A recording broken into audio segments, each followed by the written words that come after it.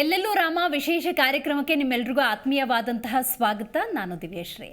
ರಾಮಾಯ ರಾಮಭದ್ರಾಯ ರಾಮಚಂದ್ರಾಯ ವೇದಸೆ ರಘುನಾಥಾಯ ನಾಥಾಯ ಸೀತಾಯ ಪತಯೇ ನಮಃ ಅಂಥೇಳಿ ರಾಮನನ್ನು ಆರಾಧಿಸುವವರ ಸಂಖ್ಯೆ ಅಪಾರ. ಇವತ್ತು ರಾಮನ ಪ್ರತಿಷ್ಠಾಪನಾ ಕಾರ್ಯಕ್ರಮ ನಾಳೆ ಜರುಗುತ್ತೆ ಅನ್ನುವಂಥ ವಿಚಾರ ಗೊತ್ತಾಗ್ತಾ ಇದ್ದಂತೆ ದೇಶ ವಿದೇಶಗಳಲ್ಲೂ ಕೂಡ ರಾಮನ ಅಪಾರ ಭಕ್ತಿಯ ಕುರಿತಂತೆ ಹಲವರು ಮಾತಾಡೋದಕ್ಕೆ ಸಿದ್ಧರಿದ್ದಾರೆ. ಈ ಮೂಲಕ ರಾಮನನ್ನು ನಾನು ಆರಾಧಿಸ್ತಾ ಇದ್ದೀನಿ, ರಾಮನನ್ನು ನಾನು ಜಪಿಸ್ತೀನಿ, ರಾಮ ನನ್ನ ಪ್ರಕಾರ ಹೀಗೆ ಅಂತ ಹೇಳಿ ಹಲವರು ತಮ್ಮ ಅಳಿಲು ಸೇವೆಯ ಮೂಲಕ ರಾಮನನ್ನು ಜಪಿಸ್ತಾ ಇದ್ದಾರೆ. ಹಾಗಾಗಿ ಇವತ್ತಿನ ನಮ್ಮ ಕಾರ್ಯಕ್ರಮದಲ್ಲಿ ವಿಶೇಷವಾಗಿ ವಿದೇಶದಲ್ಲಿರುವಂಥ ರಾಮ ಭಕ್ತರನ್ನು ಮಾತಾಡಿಸೋಣ.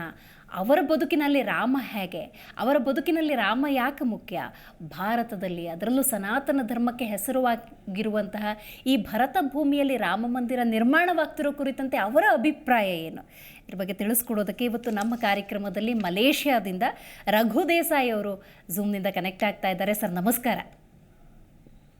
ನಮಸ್ಕಾರ. ತುಂಬಾ ಖುಷಿ ಆಗ್ತಾ ಇದೆ. ಖಂಡಿತವಾಗ್ಲೂ. ಇನ್ನು ಅಬುಧಾಬಿಯಿಂದ ಶ್ರೀನಿವಾಸ್ ಅವರು ಕನೆಕ್ಟ್ ಆಗ್ತಾ ಇದ್ದಾರೆ. ಸರ್ ನಮಸ್ಕಾರ. ನಮಸ್ಕಾರ ಮೇಡಮ್. ರಘು ಅವರೇ, ನೀವು ತಿಳಿಸ್ಕೊಡ್ಬೇಕು, ಭಾರತದ ಅಸ್ಮಿತೆ, ಭಾರತದ ಗೌರವ, ಭಾರತದ ಭಕ್ತಿ ಅಂತ ಕರೆಸ್ಕೊಳ್ಳುವಂತಹ ರಾಮ ಮಂದಿರ ಉದ್ಘಾಟನೆ ಆಗ್ತಾ ಇದೆ. ನಾಳೆ ಪ್ರಾಣ ಪ್ರತಿಷ್ಠಾಪನಾ ಕಾರ್ಯಕ್ರಮ ನೆರವೇರುತ್ತೆ. ಏನು ಅನ್ನಿಸ್ತಾ ಇದೆ ಸರ್ ಈ ಕ್ಷಣದಲ್ಲಿ, ನಿಮ್ಮ ಅನುಭವ ಏನು? ತುಂಬಾ ಖುಷಿ ಆಗ್ತಾ ಇದೆ. ಇದು ಇವತ್ತಿಂದಲ್ಲ, ನೆನ್ನೆದಲ್ಲ, ಹೆಚ್ಚು ಕಡಿಮೆ 500 ವರ್ಷಗಳ ಹಿಂದಿನಿಂದ ಸ್ಟಾರ್ಟ್ ಆದಂತಹ ಒಂದು ಅಭಿಯಾನ ಇದು. ಕರ್ಕೊಳ್ಳೋ ಜೊತೆ ಇವತ್ತು ಎಷ್ಟು ಖುಷಿ ಆಗ್ತಾ ಇದೆ. ಇದೊಂದು ನಮ್ಮ ಒಂದು ಈ ಪೀಳಿಗೆಯಲ್ಲಿ ಇದು ಸಿಗ್ತಾ ಇರೋದು ಬಹಳ ಖುಷಿಯಾದ ವಿಷಯ ನನಗೆ. ಸೊ ನಾವು ತುಂಬಾ ವೇಟ್ ಮಾಡ್ತಾ ಇದೀವಿ. ಇಲ್ಲೂ ಕೂಡ ನಾವು ಮಲೇಷ್ಯಾದಲ್ಲಿ ಹೆಚ್ಚು ಕಡಿಮೆ ಇಲ್ಲಿಯ ಜನಸಂಖ್ಯೆ 3,20,00,000. ಅದರಲ್ಲಿ 10% ಇಂಡಿಯನ್ಸ್ ಇರೋದು. ಅಂದ್ರೆ ಇಂಡಿಯನ್ಸ್ ಅಂದ್ರೆ ನಮ್ ತರ ಬಂದಿರೋರು ಒಂದು 50,000 ಇರ್ಬೋದು. ಅದು ಬಿಟ್ಟು ನಾನು ಹೇಳ್ತಾ ಇರೋದು ಇಲ್ಲಿ 3ನೇ ಹಾಗೂ 4ನೇ ಪೀಳಿಗೆಯಲ್ಲಿರೋ ಜನರು. ಅವರೆಲ್ಲ 19ನೇ ಶತಮಾನದ ಅರ್ಲಿ ಸ್ಟೇಜಸ್ ಅಲ್ಲೆಲ್ಲ ಬಂದಿರೋರು. ಅವ್ರದ್ದು ಮೂರನೇ ಪೀಳಿಗೆ ಅನ್ಬೋದು ಅಥವಾ 4ನೇ ಪೀಳಿಗೆ ಅಂತ ಅನ್ಬೋದು. ಇಲ್ಲೆಲ್ಲ ಇದ್ದಾರೆ. ಹೆಚ್ಚು ಕಡಿಮೆ ಅವ್ರದ್ದೇ ಒಂದು ದೊಡ್ಡ ಸ್ಟ್ರೆಂತ್, 3 ಲಕ್ಷಕ್ಕೂ ಹೆಚ್ಚಿದ್ದಾರೆ.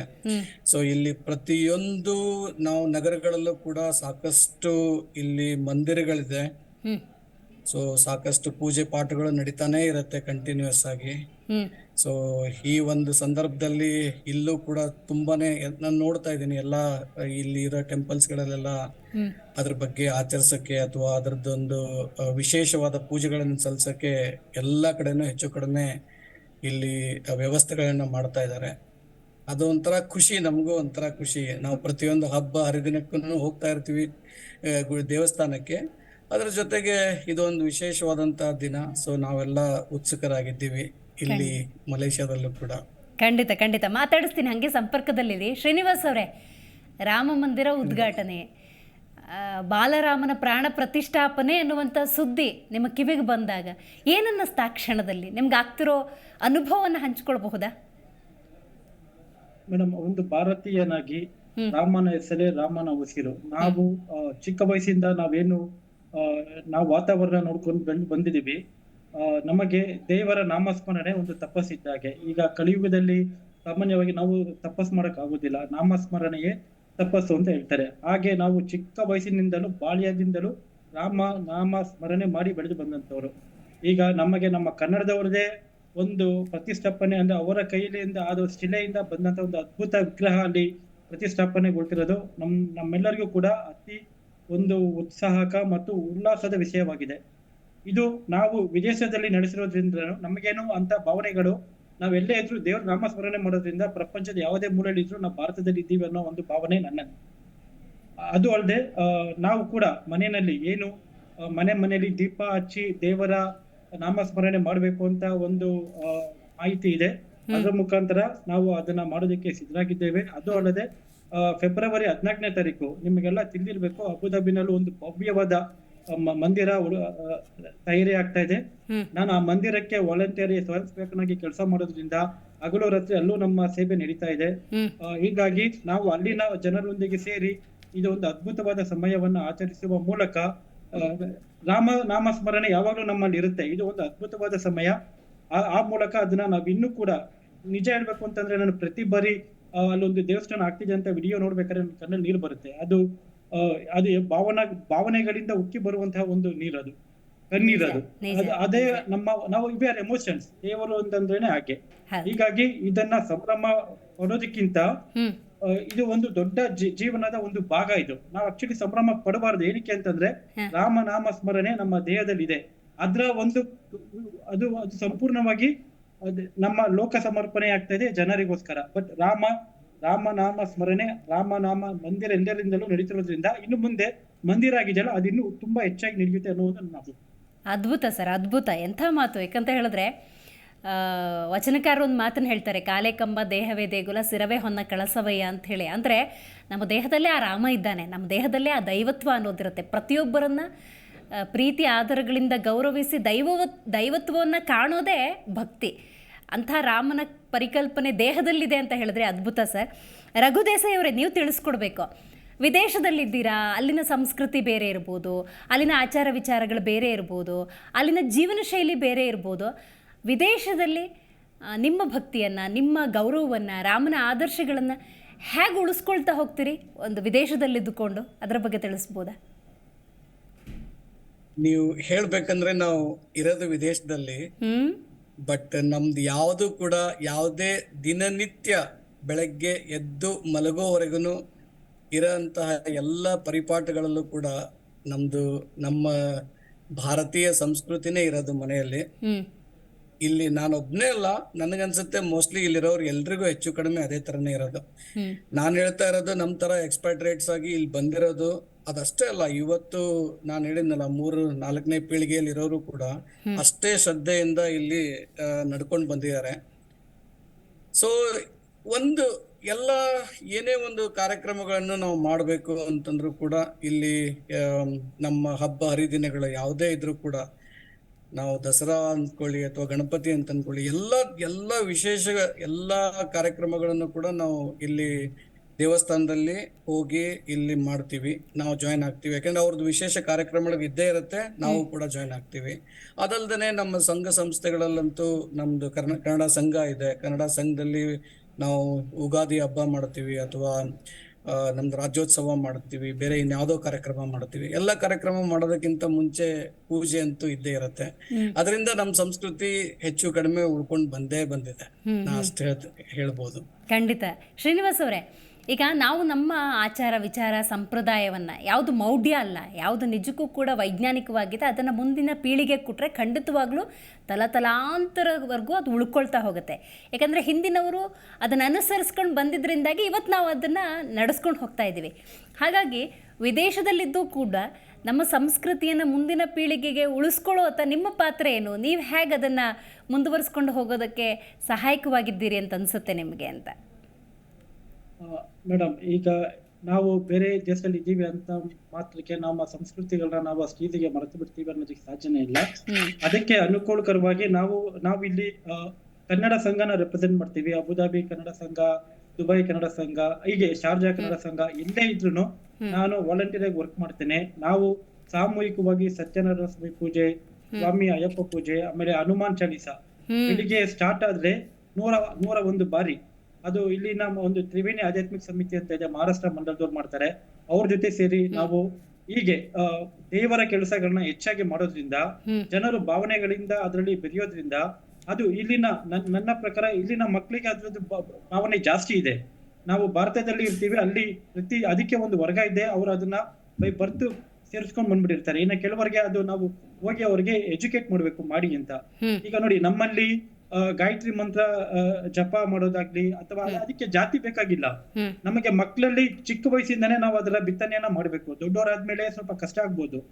ನಾವು ಆ ಕೆಲಸಗಳನ್ನ ಮಾಡೋದಕ್ಕೆ ಹೆಚ್ಚಿನ ಒಲವು ಕೊಡ್ಬೇಕು. ನಾನು ತುಂಬಾ ನಮ್ಮ ಒಂದು ಸಮಾನ ಮನಸ್ಕರ ಜೊತೆ ಸೇರಿ ನಾವು ದೊಡ್ಡ ಒಂದು ಲೆಕ್ಕಾಚಾರಗಳನ್ನ ಹಾಕೊಂಡಿದ್ದೀವಿ. ಯಾಕೆ ನಾವು ಭಾರತದಲ್ಲಿ ನಾವು ಕರ್ನಾಟಕದ ಮೂಲ ಆಗಿರೋದ್ರಿಂದ ಯಾಕೆ ನಾವು ಚಿಕ್ಕ ಮಕ್ಕಳಿಗೆ ವಾರಕ್ಕೆ 1 ದಿವಸ ಕರೆದು ಅವ್ರಿಗೆ ರಾಮಾಯಣ ಮಹಾಭಾರತದ ಉಪದೇಶ ಮಾಡಿ ಅವ್ರಿಗೆ ಅದರದ ಒಂದು ಜ್ಞಾನವನ್ನ ಚಿಕ್ಕ ವಯಸ್ಸಿಂದನೇ ನಾವು ಬಿತ್ತನೆ ಮಾಡಿದ್ರೆ ದೊಡ್ಡವ್ರು ಆಗ್ತಾ ಅದೇ ದೊಡ್ಡ ಆಲದ ಮರ ಆಗ್ತಾ ಇದೆ. ನಾವು ಏನ್ ಮಾಡ್ತಾ ಖಂಡಿತ. ಇದೀವಿ ಅದನ್ನ ಸರಿಯಾಗಿ ಮಾಡ್ತಾ ಇಲ್ಲ. ಖಂಡಿತ, ವೆರಿ ನೈಸ್ ಸರ್. ಮಾತಾಡೋದು ಸುಲಭ, ಹ್ಮ್ ಮಾತಾಡೋದು ಸುಲಭ, ಹ್ಮ್ ಬಟ್ ಅದನ್ನ ಕಾರ್ಯರೂಪಕ್ಕೆ ತರಬೇಕು. ತರಬೇಕು ಅಂದ್ರೆ ಪರಿಶ್ರಮ. ಹೌದೌದು, ತುಂಬಾ ಕಷ್ಟ ಇದೆ. ಆದ್ರೆ ನಮ್ಮ ಕೈನಲ್ಲಿ ನಾನು ಒಬ್ಬ ಏನ್ ಮಾಡಕ್ಕಾಗಲ್ಲ. ನಾವು ಜನ ಸೇರಿ ನಮ್ಮ ಸಮಾನ ಮನಸ್ಕರೊಂದಿಗೆ ಸೇರಿ ಏನ್ ಮಾಡಕ್ಕಾಗುತ್ತೆ ಅದನ್ನ ನಾವು ಮಾಡ್ತಾ ಇದೀವಿ. ಅಬುದಾಬಿನಲ್ಲಂತೂ, ಅಬುದಾಬಿ ಆಗ್ಲಿ, ದುಬೈ ಆಗ್ಲಿ, ಆ ತುಂಬಾ ದೊಡ್ಡ ದೊಡ್ಡ ಪೂಜೆ ಪುರಸ್ಕಾರಗಳು ನಡೆಯುತ್ತೆ. ಸಾಮೂಹಿಕವಾಗಿ 2,000, 1,000, ಕೆಲವೊಮ್ಮೆ 3,000 ಜನ ಸೇರಿದ್ದು ಉಂಟು. ಇಲ್ಲಿ ಕನ್ನಡದವರು ಬರ್ತಾರೆ. ಹ್ಮ್ ಈ ಮೂಲಕ ನಾವು ದೇವರ ಸ್ಮರಣೆಯನ್ನ ಪ್ರತಿ ಬಾರಿಯೂ ಮಾಡ್ತೇವೆ. Super sir, super. ಹಾಲೆಂಡ್ನಿಂದ ಅಶೋಕ್ ಹಟ್ಟಿ ಅವರು ನಮ್ಮ ಜೊತೆಗೆ ಸಂಪರ್ಕಕ್ಕೆ ಸಿಕ್ಕಿದ್ದಾರೆ. ಸರ್ ನಮಸ್ಕಾರ. ಅಶೋಕ್ ಹಟ್ಟಿ ಸರ್, ಕೇಳಿಸ್ತಾ ಇದೆಯಾ ನಾನು ಮಾತಾಡೋದು? ಕೇಳಿಸ್ತಾ ಇದೆ ಮೇಡಮ್. ನಮಸ್ಕಾರ ಮೇಡಮ್. ಸರ್, ನೀವು ಹೇಳಬೇಕು, ಅಯೋಧ್ಯೆಯಲ್ಲಿ ರಾಮ ಮಂದಿರ ಉದ್ಘಾಟನೆ ಆಗ್ತಿದೆ ಅಂದಾಗ ನಿಮ್ಮ ಮಾತೇನು ಸರ್, ನಿಮ್ಮ ಅನುಭವ ಏನು? ಮೇಡಮ್, ಇದು ಒಬ್ಬರ ಅನುಭವ ಅಲ್ಲ, ಎಲ್ಲ ಹಿಂದೂಗಳಿಗೂ ಒಂದು ದೊಡ್ಡ ಶಕ್ತಿ ಅಂತ ಹೇಳಬೇಕು. ಯಾಕಂದ್ರೆ ತುಂಬಾ ವರ್ಷಗಳಿಂದ ಇದು ಅಯೋಧ್ಯೆಯಲ್ಲಿ ರಾಮ ಮಂದಿರ ಆಗ್ಬೇಕಂತೇಳಿ ತುಂಬಾ ವರ್ಷಗಳಿಂದ ಎಲ್ಲರೂ ಬಯಸ್ತಾ ಇದ್ರು. ಅದು ಆಯ್ತು. ಬಟ್ ಅದು ಬೇರೆ, ಅದು ಪರಿವರ್ತನೆ ಆಗಿ ರಾಜಕೀಯಕ್ಕೆ ಹೋಗ್ತಾ ಇದೆ. ಬಟ್ ಎಲ್ಲರೂ ಹಿಂದೂ ಅಂದಮೇಲೆ ಈಗ ಹೊರದೇಶದಲ್ಲಿ ಇರ್ಬೋದು, ಎಲ್ಲರೂ ಇರ್ಬೋದು. ನಾವು ಇಲ್ಲಿ ನಾಳೆ ಸುಮಾರು ಹಾಲೆಂಡ್ ಚಿಕ್ಕ ದೇಶ ಮೇಡಮ್, ಆಲ್ಮೋಸ್ಟ್ ಒಂದು 1.8 ಮಿಲಿಯನ್ ಅಷ್ಟು ಜನಸಂಖ್ಯೆ ಇರೋದು. ಅದರಲ್ಲೂ 3-4 ಊರುಗಳಲ್ಲಿ, ಸಿಟಿಗಳಲ್ಲಿ ನಾಳೆ ರಾಮ ಭಜನೆಯನ್ನು ಮತ್ತು ಪೂಜೆಯನ್ನು ಏರ್ಪಡಿಸಿದ್ವಿ. ಎಲ್ಲ ಭಾರತೀಯರು ಬಂದು ಜಾಯಿನ್ ಆಗ್ಬೇಕಂತ ಹೇಳಿ ರಿಕ್ವೆಸ್ಟ್ ಮಾಡ್ಕೊಂಡಿದ್ವಿ. ಬಟ್ ಎಲ್ಲರೂ ಅದೇ ರೀತಿಯಾಗಿ ಸಹಕಾರನೂ ಕೊಡ್ತಾ ಇದ್ದಾರೆ. ಖಂಡಿತ ಸರ್. ಈಗ ವಿದೇಶದಲ್ಲಿದ್ದಾಗ ಅಲ್ಲಿರುವಂತಹ ಭಾರತೀಯರೆಲ್ಲ ಒಟ್ಟಾಗಿ ಏನಾದರೂ ಮಾಡೋಣ, ಈಗ ಕನ್ನಡಿಗರಿದ್ರೆ ಕನ್ನಡ ರಾಜ್ಯೋತ್ಸವನೋ, ಎಲ್ಲರೂ ಭಾರತೀಯರು ಅಂದಾಗ ಗಣರಾಜ್ಯೋತ್ಸವನೋ, ಸ್ವಾತಂತ್ರ್ಯ ದಿನಾಚರಣೆನೋ ಮಾಡೋಣ ಅಂದಾಗ ಅಲ್ಲಿ ಹೇಗಿರುತ್ತೆ ಸರ್, ಪ್ರತಿಕ್ರಿಯೆ ಹೆಂಗಿರುತ್ತೆ? ಇಲ್ಲಿ ಹೇಳಿದ್ನಲ್ಲ ಮೇಡಮ್, ಈಗ ಗಣರಾಜ್ಯೋತ್ಸವ ಮತ್ತು ಸ್ವಾತಂತ್ರ್ಯೋತ್ಸವ ಬಂದಾಗ ಎಲ್ಲರೂ ಭಾರತೀಯರು ಕೂಡ ಆಚರಿಸ್ತೀವಿ. ಮತ್ತು ನಾವು ಇಲ್ಲಿ ನಿಯಮಗಳನ್ನ ಪಾಲಿಸಬೇಕಾಗುತ್ತೆ ಮೇಡಮ್. ಯಾವುದೇ ಒಂದು ನಾವು ಏನಾದರೂ ಒಂದು ಧ್ವಜ ಹಾರಿಸ್ಬೇಕಾದ್ರೆ, ಏನಾದರೂ ಒಂದು ಕಾರ್ಯಕ್ರಮಗಳನ್ನ ಮಾಡಿದ್ರೆ ಇಲ್ಲಿಯ ಲೋಕಲ್ ಮುನ್ಸಿಪಾಲ್ಟಿಗಳಿಂದ ಪರ್ಮಿಷನ್ ತಗೊಂಡು ನಾವು ಆಚರಿಸ್ಬೇಕಾಗುತ್ತೆ. ಬಟ್ ತುಂಬಾ ಜನರು ಆಸಕ್ತಿಯಿಂದ ಬರ್ತಾರೆ. ಯಾಕಂದ್ರೆ ಅವರು ತಮ್ಮ ದೇಶವನ್ನು, ತಮ್ಮ ಜನರನ್ನ ತುಂಬಾ ದೂರದಿಂದ ಬಿಟ್ಟು ಬರ್ತಿದ್ದಾರೆ. ಇಲ್ಲಿ ಬಂದ್ಮೇಲೆ ಎಲ್ಲರೂ ಒಂದು ಕೂಡುವಂತ ಒಗ್ಗಟ್ಟಿಗೆ ಆಗುತ್ತೆ ಮೇಡಮ್. ಯಾಕಂದ್ರೆ ಡೈಲಿ ರೂಟೀನ್ ನಲ್ಲಿ ಯಾರು ಕೂಡುವಂತ ಆಗುದಿಲ್ಲ. ಅದಕ್ಕೆ ನಮ್ಮ ದೇಶ ಮತ್ತು ನಮ್ಮ ರಾಜ್ಯ ಅಂತ ಬಂದಾಗ ಎಲ್ಲರೂ ಒಂದು ಒಗ್ಗೂಟಾಗಿ ಬರ್ತಾರೆ ಮೇಡಮ್. ಎಸ್ಪೆಷಲಿ ಹೇಳ್ಬೇಕಂತಂದ್ರೆ ಈ ಕನ್ನಡ ರಾಜ್ಯೋತ್ಸವಕ್ಕೆ ಮಾತಾಡಿದ್ವಿ ನಾವು. ಇಲ್ಲಿ ಕನ್ನಡ ರಾಜ್ಯೋತ್ಸವ ಪ್ರತಿ ವರ್ಷ ಕನ್ನಡ ರಾಜ್ಯೋತ್ಸವ ಅಂತ ಮಾಡ್ತೀವಿ. ಸುಮಾರು 500ಕ್ಕಿಂತ ಹೆಚ್ಚು ಜನರ ಕನ್ನಡಿಗರು ಕೂಡಿಸ್ತೀವಿ ಮೇಡಮ್. ಆಲ್ಮೋಸ್ಟ್ ಒಂದು ಚಿಕ್ಕ ದೇಶ ಆದ್ರೂ ಒಂದು 5,000ರಿಂದ 8,000 ಜನ ಕನ್ನಡಿಗರಿದ್ದೀವಿ ಇಲ್ಲಿ. ಓಕೆ, ಎಲ್ಲರೂ ತುಂಬಾ ವಿಜೃಂಭಣೆಯಿಂದ ಕನ್ನಡ ರಾಜ್ಯೋತ್ಸವನ ಆಚರಿಸ್ತೀವಿ. ಮತ್ತು ಎಲ್ಲರೂ ಅದೇ ರೀತಿಯಾಗಿ ವಿವಿಧ ಪ್ರಾಂತ್ಯಗಳ, ಈಗ ಮಹಾರಾಷ್ಟ್ರ ಏನಿರ್ಬೇಕು, ಅವರು ಅವ್ರದ್ದು ಒಂದು ಹಬ್ಬ ಇರ್ಬೋದು, ಬೇರೆ ನಾರ್ತ್ ಇಂಡಿಯನ್ಸ್ ಅದ ಅವರು ಒಂದು ಹಬ್ಬ, ಎಲ್ಲರೂ ವಿಜೃಂಭಣೆಯಿಂದ ಆಚರಿಸ್ತೀವಿ. Super sir, super. Raghu Desai ಅವರೇ, ನೀವು ತಿಳಿಸ್ಬೇಕು, ಅಯೋಧ್ಯೆ ಅಂದಾಗ ಅಯೋಧ್ಯೆ ಮತ್ತು ಕರ್ನಾಟಕದ ನಂಟಿನ ಬಗ್ಗೆ ಎಷ್ಟು ಮಾತಾಡಿದ್ರು ಕಮ್ಮಿನೇ. ಯಾಕಂತ ಹೇಳಿದ್ರೆ ಅಲ್ಲಿ ರಾಮ ಇದ್ರೆ ಇಲ್ಲಿ ಹನುಮ, ಅಲ್ಲಿ ಅಯೋಧ್ಯ ಮಂದಿರ ಅಂದಾಗ ಇಲ್ಲಿ ವಿಶೇಷವಾಗಿ ಅಲ್ಲಿ ಬಾಲರಾಮನನ್ನ ನಿರ್ಮಿಸಿದ ವಿಗ್ರಹವನ್ನು ಕೆತ್ತಿದ್ಯಾರು ಅಂತ ಹೇಳಿದ್ರೆ ಇಲ್ಲಿನ ಅರುಣ್ ಯೋಗಿರಾಜ್ ಅವರು. ಏನ್ ಸರ್, ಎಂತ ಬಾಂಧವ್ಯ, ಎಂತ ಅವಿನಾಭಾವ ಸಂಬಂಧ, ಏನ್ ಹೇಳ್ತೀರಿ ಇದ್ರ ಬಗ್ಗೆ?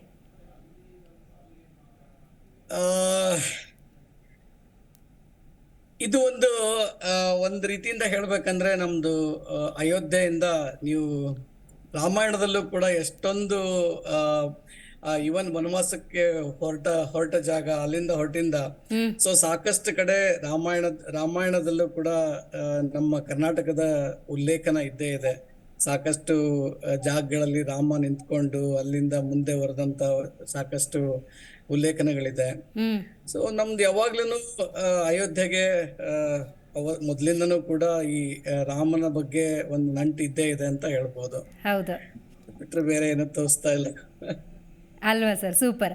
ಶ್ರೀನಿವಾಸ್ ಅವರೇ, ಎಷ್ಟರ ಮಟ್ಟಿಗೆ ನಂಟು ಕಾಕತಾಳಿ ಅಂತ ಅನ್ಸಿದ್ರೆ ನಾವು ನೋಡ್ಬೇಕಂದ್ರೆ ಆ ರಾಮನ ವಿಗ್ರಹ ಇದೆ ನೋಡಿ, ಬಾಲರಾಮನ ವಿಗ್ರಹ, ಹೆಗ್ಗಡದೇವನ ಕೋಟೆ ಹತ್ರ ರಾಮದಾಸ ಅಂತ ಅಂಥವ್ರ ಆ ಹೆಸರಿನ ಒಬ್ಬ ವ್ಯಕ್ತಿಯ ಜಮೀನಲ್ಲಿ ಸಿಗುತ್ತಂತೆ. ಅವ್ರು ಯಾವುದೋ ಜನ್ಮದಲ್ಲಿ ರಾಮನಿಗೆ ದಾಸ ಆಗಿದ್ರೋ ಏನೋ ಗೊತ್ತಿಲ್ಲ, ರಾಮದಾಸ ಅನ್ನೋರ ಹೆಸರಿನ ಜಮೀನಿನಲ್ಲಿ ಆ ಕಲ್ಲು ಸಿಗುತ್ತೆ ಅಂದರೆ ಹೇಗೆ ಸರ್ ಇದು? ಅದೇ ಮೇಡಮ್, ದೈವ ಸಂಕಲ್ಪ. ಪ್ರತಿಯೊಂದು ಕೂಡ ದೇವರ ಚಿಂತನೆ ಆಗಿರುತ್ತೆ. ಅದ್ರ ಮುಖಾಂತರನೇ ಎಲ್ಲಾ ಕೆಲಸ ಕಾರ್ಯಗಳು ನಡೆಯುತ್ತೆ. ಹಾಗಾಗಿ ಅದು ನಮ್ಮ ಕರ್ನಾಟಕದಿಂದನೇ ಆಗಿದೆ, ಅದಕ್ಕೆ ನಾವು ಹೆಮ್ಮೆ ಪಡ್ತೀವಿ. ಈಗ ನನ್ನ ಆತ್ಮೀಯ ಗೆಳೆಯರಾದಂತ ವಿಜಯ್ ಗುಜರ್ ಅವರು ಶಾರ್ಜಾ ಮತ್ತೆ ದುಬೈನ ಒಂದು ದೊಡ್ಡ ಒಂದು ದೇವತಾ ಕಾರ್ಯಗಳನ್ನ ಮಾಡಿಕೊಂಡು ಬರೋದ್ರಲ್ಲಿ ಅವರು ಮುಂಚೂಣಿಯಲ್ಲಿ ಇರ್ತಾರೆ ಮೇಡಮ್. ನಾನು ಅವ್ರಿಗೆ 2 ಮಾತಾಡ್ಬೇಕು ಅಂತ ಅವ್ರನ್ನ ಕೇಳ್ಕೊಳ್ತಾ ಇದ್ದೀನಿ. ಸರ್, ನಿಮ್ಮ ಒಂದು ಭಾವನೆಗಳನ್ನ ಹಂಚ್ಕೊಡಿ ಸರ್. ವಿಜಯ್ ಸರ್ ಅವರೇ, ಸರ್ ಅನ್ಮ್ಯೂಟ್ ಮಾಡ್ಕೊಡಿ ಸರ್. ಸರ್ ನಮಸ್ಕಾರ ಎಲ್ಲರಿಗೂ. ಆಕ್ಚುಲಿ ತುಂಬಾ ಖುಷಿ ಆಯ್ತು. ಆಕ್ಚುಲಿ ಶಾರ್ಟ್ ಟೈಮ್ ಅಲ್ಲಿ ಆಕ್ಚುಲಿ ಶ್ರೀನಿವಾಸ್ ಅವರು ಹೇಳಿದ್ರು ಜಾಯ್ನ್ ಆಯ್ಕೆ ಅಂತ. ಆಕ್ಚುಲಿ ಇದು ಶ್ರೀರಾಮ ದೇವರ ಮತ್ತೊಮ್ಮೆ ಪ್ರತಿಷ್ಠಾಪಿಸುತ್ತಿರುವಂತಹ ಸಂದರ್ಭದಲ್ಲಿ ತುಂಬಾ ಕಾರ್ಯಗಳು ನಡೀತಾ ಇದೆ. ಆಕ್ಚುಲಿ ಇಲ್ಲಿ ದುಬೈ ಶಾರ್ಜಾದಲ್ಲೂ ಕೂಡ ಇವತ್ತು ನಾನು ಇಲ್ಲೇ ಒಂದು ಪೂಜೆಯಲ್ಲೇ ಇದ್ದೀನಿ. ಆಕ್ಚುಲಿ ಇಲ್ಲಿ ಬೆಳಿಗ್ಗೆ ಒಂದು 10 ಗಂಟೆಯಿಂದ ಶುರು ಆಯ್ತು ಪೂಜಾ, ಮತ್ತೆ ಅಭಿಷೇಕಗಳು, ವಾಯುಸ್ತುತಿ, ಭಜನೆ ಇದೆಲ್ಲ ನಡೀತಾ ಇದೆ ಇವಾಗ ಒಂದ್ ಕಡೆ. ಇದು ಒಂದು 4 ಗಂಟೆ ತನಕ ನಡೆಯುತ್ತೆ. ಇಲ್ಲೊಂದು 150-200 ಜನ ಜಾಯಿನ್ ಆಗಿದ್ದಾರೆ ಇವಾಗ ಆಲ್ರೆಡಿ. ಮತ್ತೆ ಸಂಜೆ ಒಂದ್ ಕಡೆ ಇದೆ. ಆಮೇಲೆ ಮತ್ತೆ ನಾಳೆ ಸಂಜೆನೂ ಮತ್ತೆ ಒಂದು ಪೂಜೆ ಕಾರ್ಯಕ್ರಮ ಇದೆ. ಹಂಗಾಗಿ ಹಲವಾರು ಕಡೆ ಈ ತರ ಎಲ್ಲರೂ ಜನಗಳು ಸೇರ್ಕೊಂಡು, ಮೇನ್ ಆಗಿ ನಾನು ಹೇಳ್ತಿರೋದು ಕನ್ನಡದವರು ಅಂತ, ಮತ್ತೆ ಇದೇ ತರ ಬೇರೆ ಬೇರೆ ಸಂಘ ಸಂಸ್ಥೆಗಳಿಂದ ಪೂಜೆ ಇದೆಲ್ಲ ನಡೀತಾ ಇದೆ.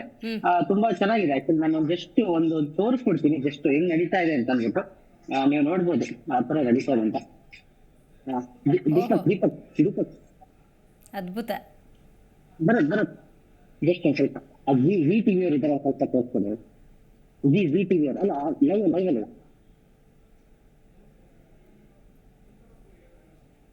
ಜಸ್ಟ್ ಒಂದ್ ಸ್ವಲ್ಪ ಮುಂಚೆ ಅಭಿಷೇಕ ಎಲ್ಲ ಮುಗಿತೀವಾಗ ಇದು ಎಷ್ಟು ಅಲಂಕಾರ ನಡೀತಾ ಇದೆ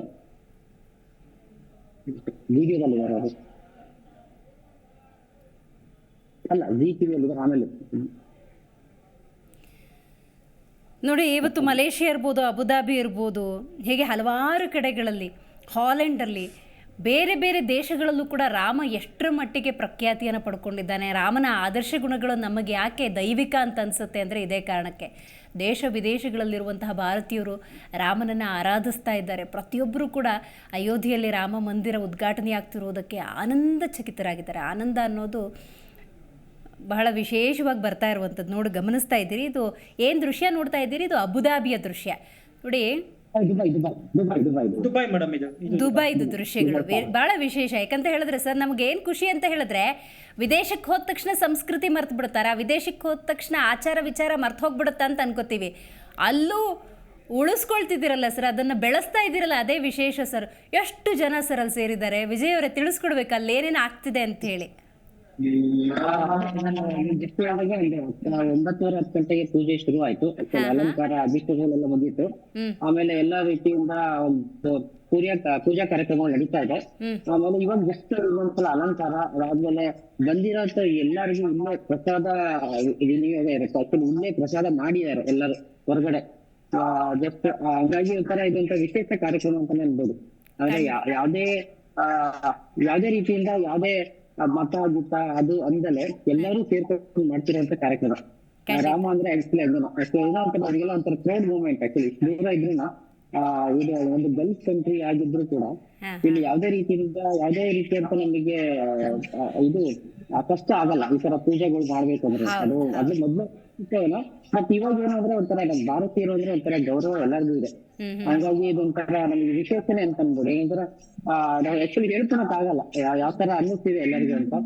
ತುಂಬಾ ಚೆನ್ನಾಗಿ ನಡೀತಾ ಇದೆ. ಇದಕ್ಕೆ ಮುಖ್ಯ ಪಾತ್ರಧಾರಿಗಳು ಅಂದ್ರೆ ಲಕ್ಷ್ಮೀಶ ಅಂತ ನೀವು ಇಟ್ಕೊಂಡಿದ್ದಾರೆ. ಹೇಳ್ತೀನಿ, ಯಾರಾದ್ರೂ ಮಾತಾಡೋದಿದ್ರೆ ಮಾತಾಡ್ಸಿ ಸರ್. ರಾಮನ ಬಗ್ಗೆ ಮಾತಾಡೋದಿದ್ರೆ ಖಂಡಿತ ಮಾತಾಡ್ಬೋದು.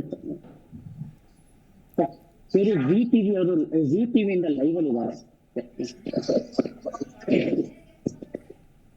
ಗುರುಗಳೇ ನಮಸ್ಕಾರ. ಗುರುಗಳೇ ನಮಸ್ಕಾರ. ರಾಮನ ಬಗ್ಗೆ ಒಂದೆರಡು ಮಾತು ಗುರುಗಳೇ. ಗುರುಗಳೇ ನಮಸ್ಕಾರ. ರಾಮನ ಬಗ್ಗೆ ನಿಮ್ಮ ಒಂದೆರಡು ಮಾತುಗಳು ಗುರುಗಳೇ. ಅಯೋಧ್ಯೆಯಲ್ಲಿ ರಾಮ ಮಂದಿರ ಉದ್ಘಾಟನೆ ಆಗ್ತಾ ಇದೆ. ನೀವು ದೂರದ ದೇಶದಲ್ಲೂ ಕೂಡ ನಮ್ಮ ಸಂಸ್ಕೃತಿ ಆಚಾರ ವಿಚಾರನ ಉಳಿಸ್ತಾ ಇದ್ದೀರಿ, ಬೆಳೆಸ್ತಾ ಇದ್ದೀರಿ ಗುರುಗಳೇ. ಮೇಡಮ್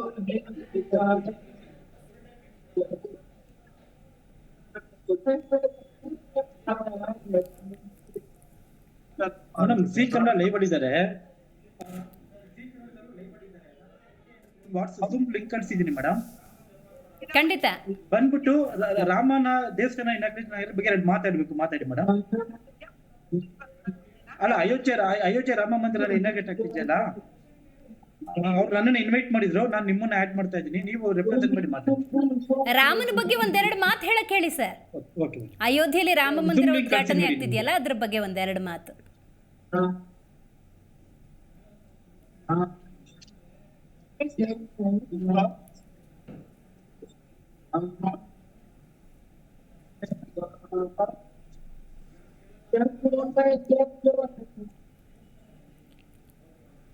ಓಕೆ ಗುರುಗಳೇ, ಓಕೆ ಓಕೆ. ನೋಡಿ, ದುಬೈ ಇರ್ಬೋದು, ಅಬುದಾಬಿ ಇರ್ಬೋದು, ಹಾಲೆಂಡ್ ಇರ್ಬೋದು, ಮಲೇಷ್ಯಾ ಇರ್ಬೋದು, ಎಲ್ಲ ಕಡೆ ರಾಮ, ಎಲ್ಲೆಲ್ಲೂ ರಾಮನೇ. ರಾಮ ಅಂದರೆ ಹಾಗೆ, ರಾಮನ ಶಕ್ತಿ ಆ ಥರ, ರಾಮನ ಆದರ್ಶ ಗುಣಗಳ ಆ ಥರ. ಅಶೋಕ್ ಹಟ್ಟಿ ಅವರೇ, ನೀವು ತಿಳಿಸ್ಕೊಡ್ಬೇಕು, ರಾಮ ಅಂದಾಗ ಭಾರತೀಯರಾಗಿ ಭಾರತದಲ್ಲಿ ಆರಾಧಿಸೋದು ಬೇರೆ, ನೀವು ವಿದೇಶದಲ್ಲಿ ಹಾಲೆಂಡಲ್ಲಿ ಇದ್ಕೊಂಡು ಹೇಗೆ ಆರಾಧಿಸ್ತಾ ಇದ್ದೀರಿ, ನಾಳಿನ ದಿನವನ್ನು ಹೇಗೆ ಸಂಭ್ರಮಿಸ್ತಾ ಇದ್ದೀರಿ ಅಂತ ಅಶೋಕ್ ಅವ್ರು ತಿಳಿಸ್ಕೊಡ್ಬೇಕು. ಮೇಡಮ್, ನಾ ಮುಂಚೆ ಹೇಳ್ದಂಗೆ ಮೇಡಮ್, ರಾಮ ಅನ್ನೋದು ಪ್ರತಿ ಯಾರೋ ಒಬ್ಬ ಸ್ವತ್ತಲ್ಲ, ಅಂದ್ರೆ ಯಾರೋ ಒಬ್ಬ ಜಾತಿಗೆ ಮೀಸಲಾತಿಯಲ್ಲ. ಓಕೆ, ಇದು ಎಲ್ಲರೂ ಭಾರತೀಯರು ಹೆಮ್ಮೆ ಪಡುವಂತದ್ದು.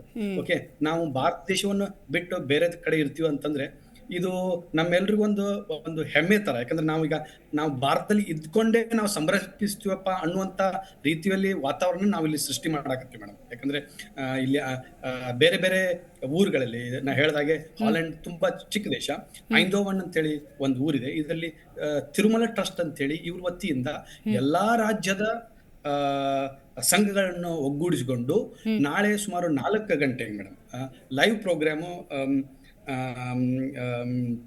ಅಯೋಧ್ಯೆಯಿಂದ ಲೈವ್ ಪ್ರೋಗ್ರಾಮ್ ಇರ್ತಲ್ಲ, ಅದನ್ನೆಲ್ಲರಿಗೂ ಇದನ್ನ ಮಾಡಿಕೊಂಡು ಮತ್ತೆ ಶ್ರೀರಾಮನ ಪೂಜೆಯನ್ನು ಮಾಡಿಕೊಂಡು ಎಲ್ಲರಿಗೂ ಪ್ರಸಾದವಂತ ಹಂಚುವಂತ ವಿಚಾರಣೆಗಳನ್ನ ಮಾಡ್ತಾ ಇದ್ದೀವಿ ಮೇಡಮ್.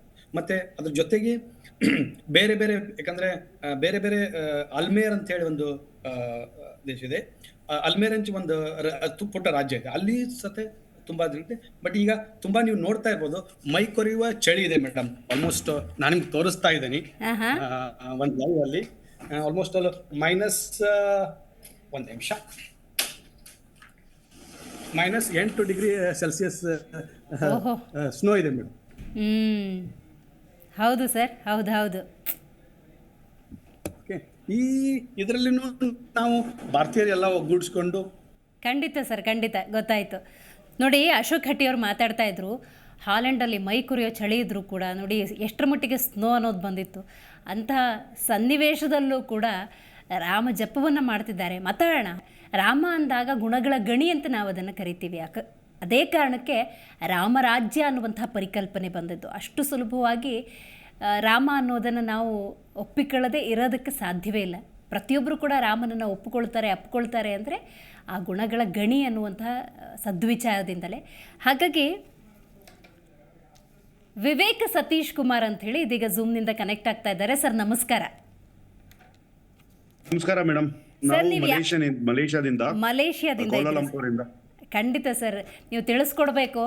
ನಾಳೆ ಅಯೋಧ್ಯೆಯಲ್ಲಿ ರಾಮ ಮಂದಿರದಲ್ಲಿ ರಾಮ ಪ್ರಾಣ ಪ್ರತಿಷ್ಠಾಪನಾ ಕಾರ್ಯಕ್ರಮ ಸರ್. ಈ ಕ್ಷಣಕ್ಕೆ ನಿಮ್ಗೆ ಏನು ಅನ್ನಿಸ್ತಾ ಇದೆ? ತುಂಬಾ ಖುಷಿ ಆಗ್ತಿದೆ. ಎಷ್ಟೋ 500 ವರ್ಷದ ಮೇಲೆ ಕೆಳಗೆ ಆಗ್ಬೇಕಾಗಿದ್ದು ಇವಾಗ ಹೆಮ್ಮೆಯಿಂದ ನಾವು ಮಾಡ್ತಿದೀವಿ ಅಂತ ಭಾರತ ಸರ್ಕಾರಕ್ಕೆ ನಾವು ತುಂಬಾ ಆಭಾರಿಯಾಗಿದ್ದೀವಿ. ಅದೇ ತರ ಇಲ್ಲೂ ಮಲೇಷ್ಯಾದಲ್ಲೂ ಕೋಲಾಲಂಪುರಲ್ಲೂ ಹೈಕಮಿಷನ್ ಆಫ್ ಇಂಡಿಯಾ ನಿನ್ನೆ ಇಲ್ಲಿ ಮಲೇಷ್ಯಾದಲ್ಲಿ ಕೋಲಾಲಂಪುರಲ್ಲಿ ಒಂದು ಭಾರತ್ ಕ್ಲಬ್ ಅಂತ ಒಂದಿದೆ. ಅಲ್ಲಿ ಅದು 50ನೇ ವರ್ಷ ಸೆಲೆಬ್ರೇಟ್ ಮಾಡ್ತಿದ್ದಾರೆ ಈ ವರ್ಷ.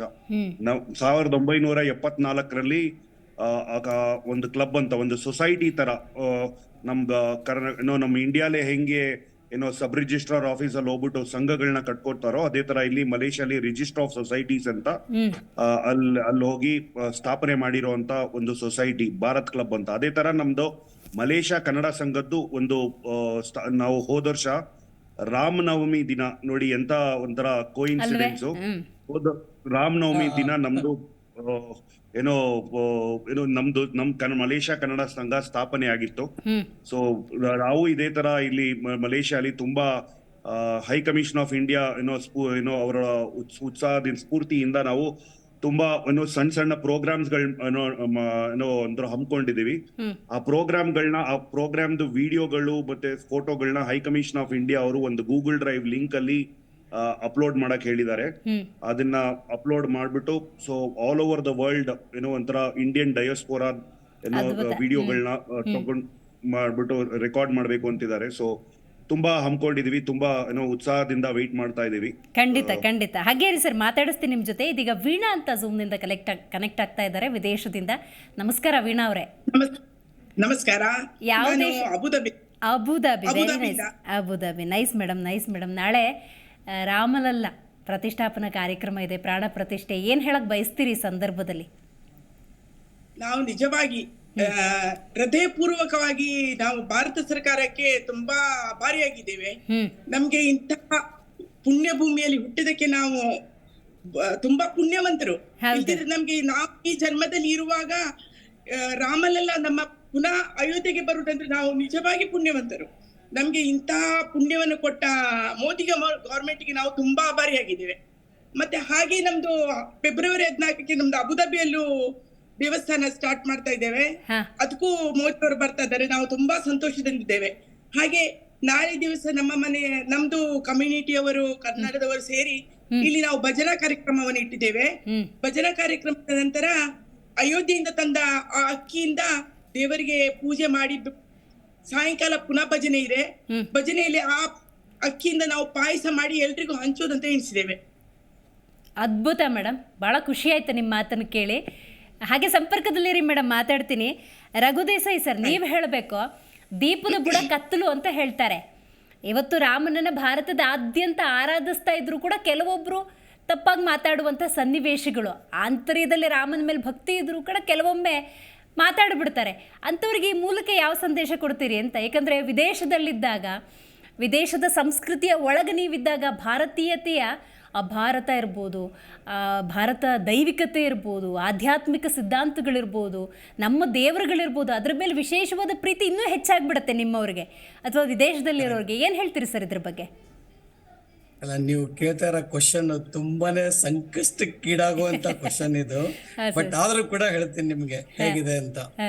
ಇಲ್ಲ, ಅದು ರಾಜಕಾರಣ ಅನ್ನೋದು ಅದು ಎಲ್ಲ ಕಡೆ ಇದ್ದಿದ್ದೇನೆ. ಸೊ ಅದನ್ನ ನಾವು ಅವಾಯ್ಡ್ ಮಾಡಕ್ಕೆ ಕೆಲವೊಂದ್ಸರಿ ಆಗಲ್ಲ ಅನ್ಸುತ್ತೆ. ನನ್ನ ಕೇಳಿದ್ರೆ ಅದನ್ನ ನೆಗ್ಲೆಕ್ಟ್ ಮಾಡಬೇಕು, ಅಂತ ವಿಷಯಗಳನ್ನ ನೆಗ್ಲೆಕ್ಟ್ ಮಾಡಬೇಕು. ನಾವು ಏನ್ ಸಂಭ್ರಮಿಸೋದಿದೆ, ಬಂದಿರೋ ಒಂದು ಅವಕಾಶನ ನಾವು ಸಂಭ್ರಮಿಸ್ಬೇಕು ಅಂತ ನಾನು ಹೇಳಕ್ ನನ್ನ ಅಭಿಪ್ರಾಯನ ತಿಳಿಸ್ತೇನೆ. Very nice sir. ಶ್ರೀನಿವಾಸ್ ಅವರೇ, ಆಮೇಲೆ ನೀವ್ ಹೇಳಿದ್ರಲ್ಲ ಇನ್ನೊಂದು ಅದಕ್ಕೆ ಆಡ್ ಮಾಡ್ತೀನಿ. ನಾವು ಏನೇ ಆದ್ರೂ ಕೂಡ ನಾವು ಭಾರತದಲ್ಲಿ ನಮ್ಗೆ ಇದು 2 ಎಕ್ಸ್ಪೀರಿಯನ್ಸ್.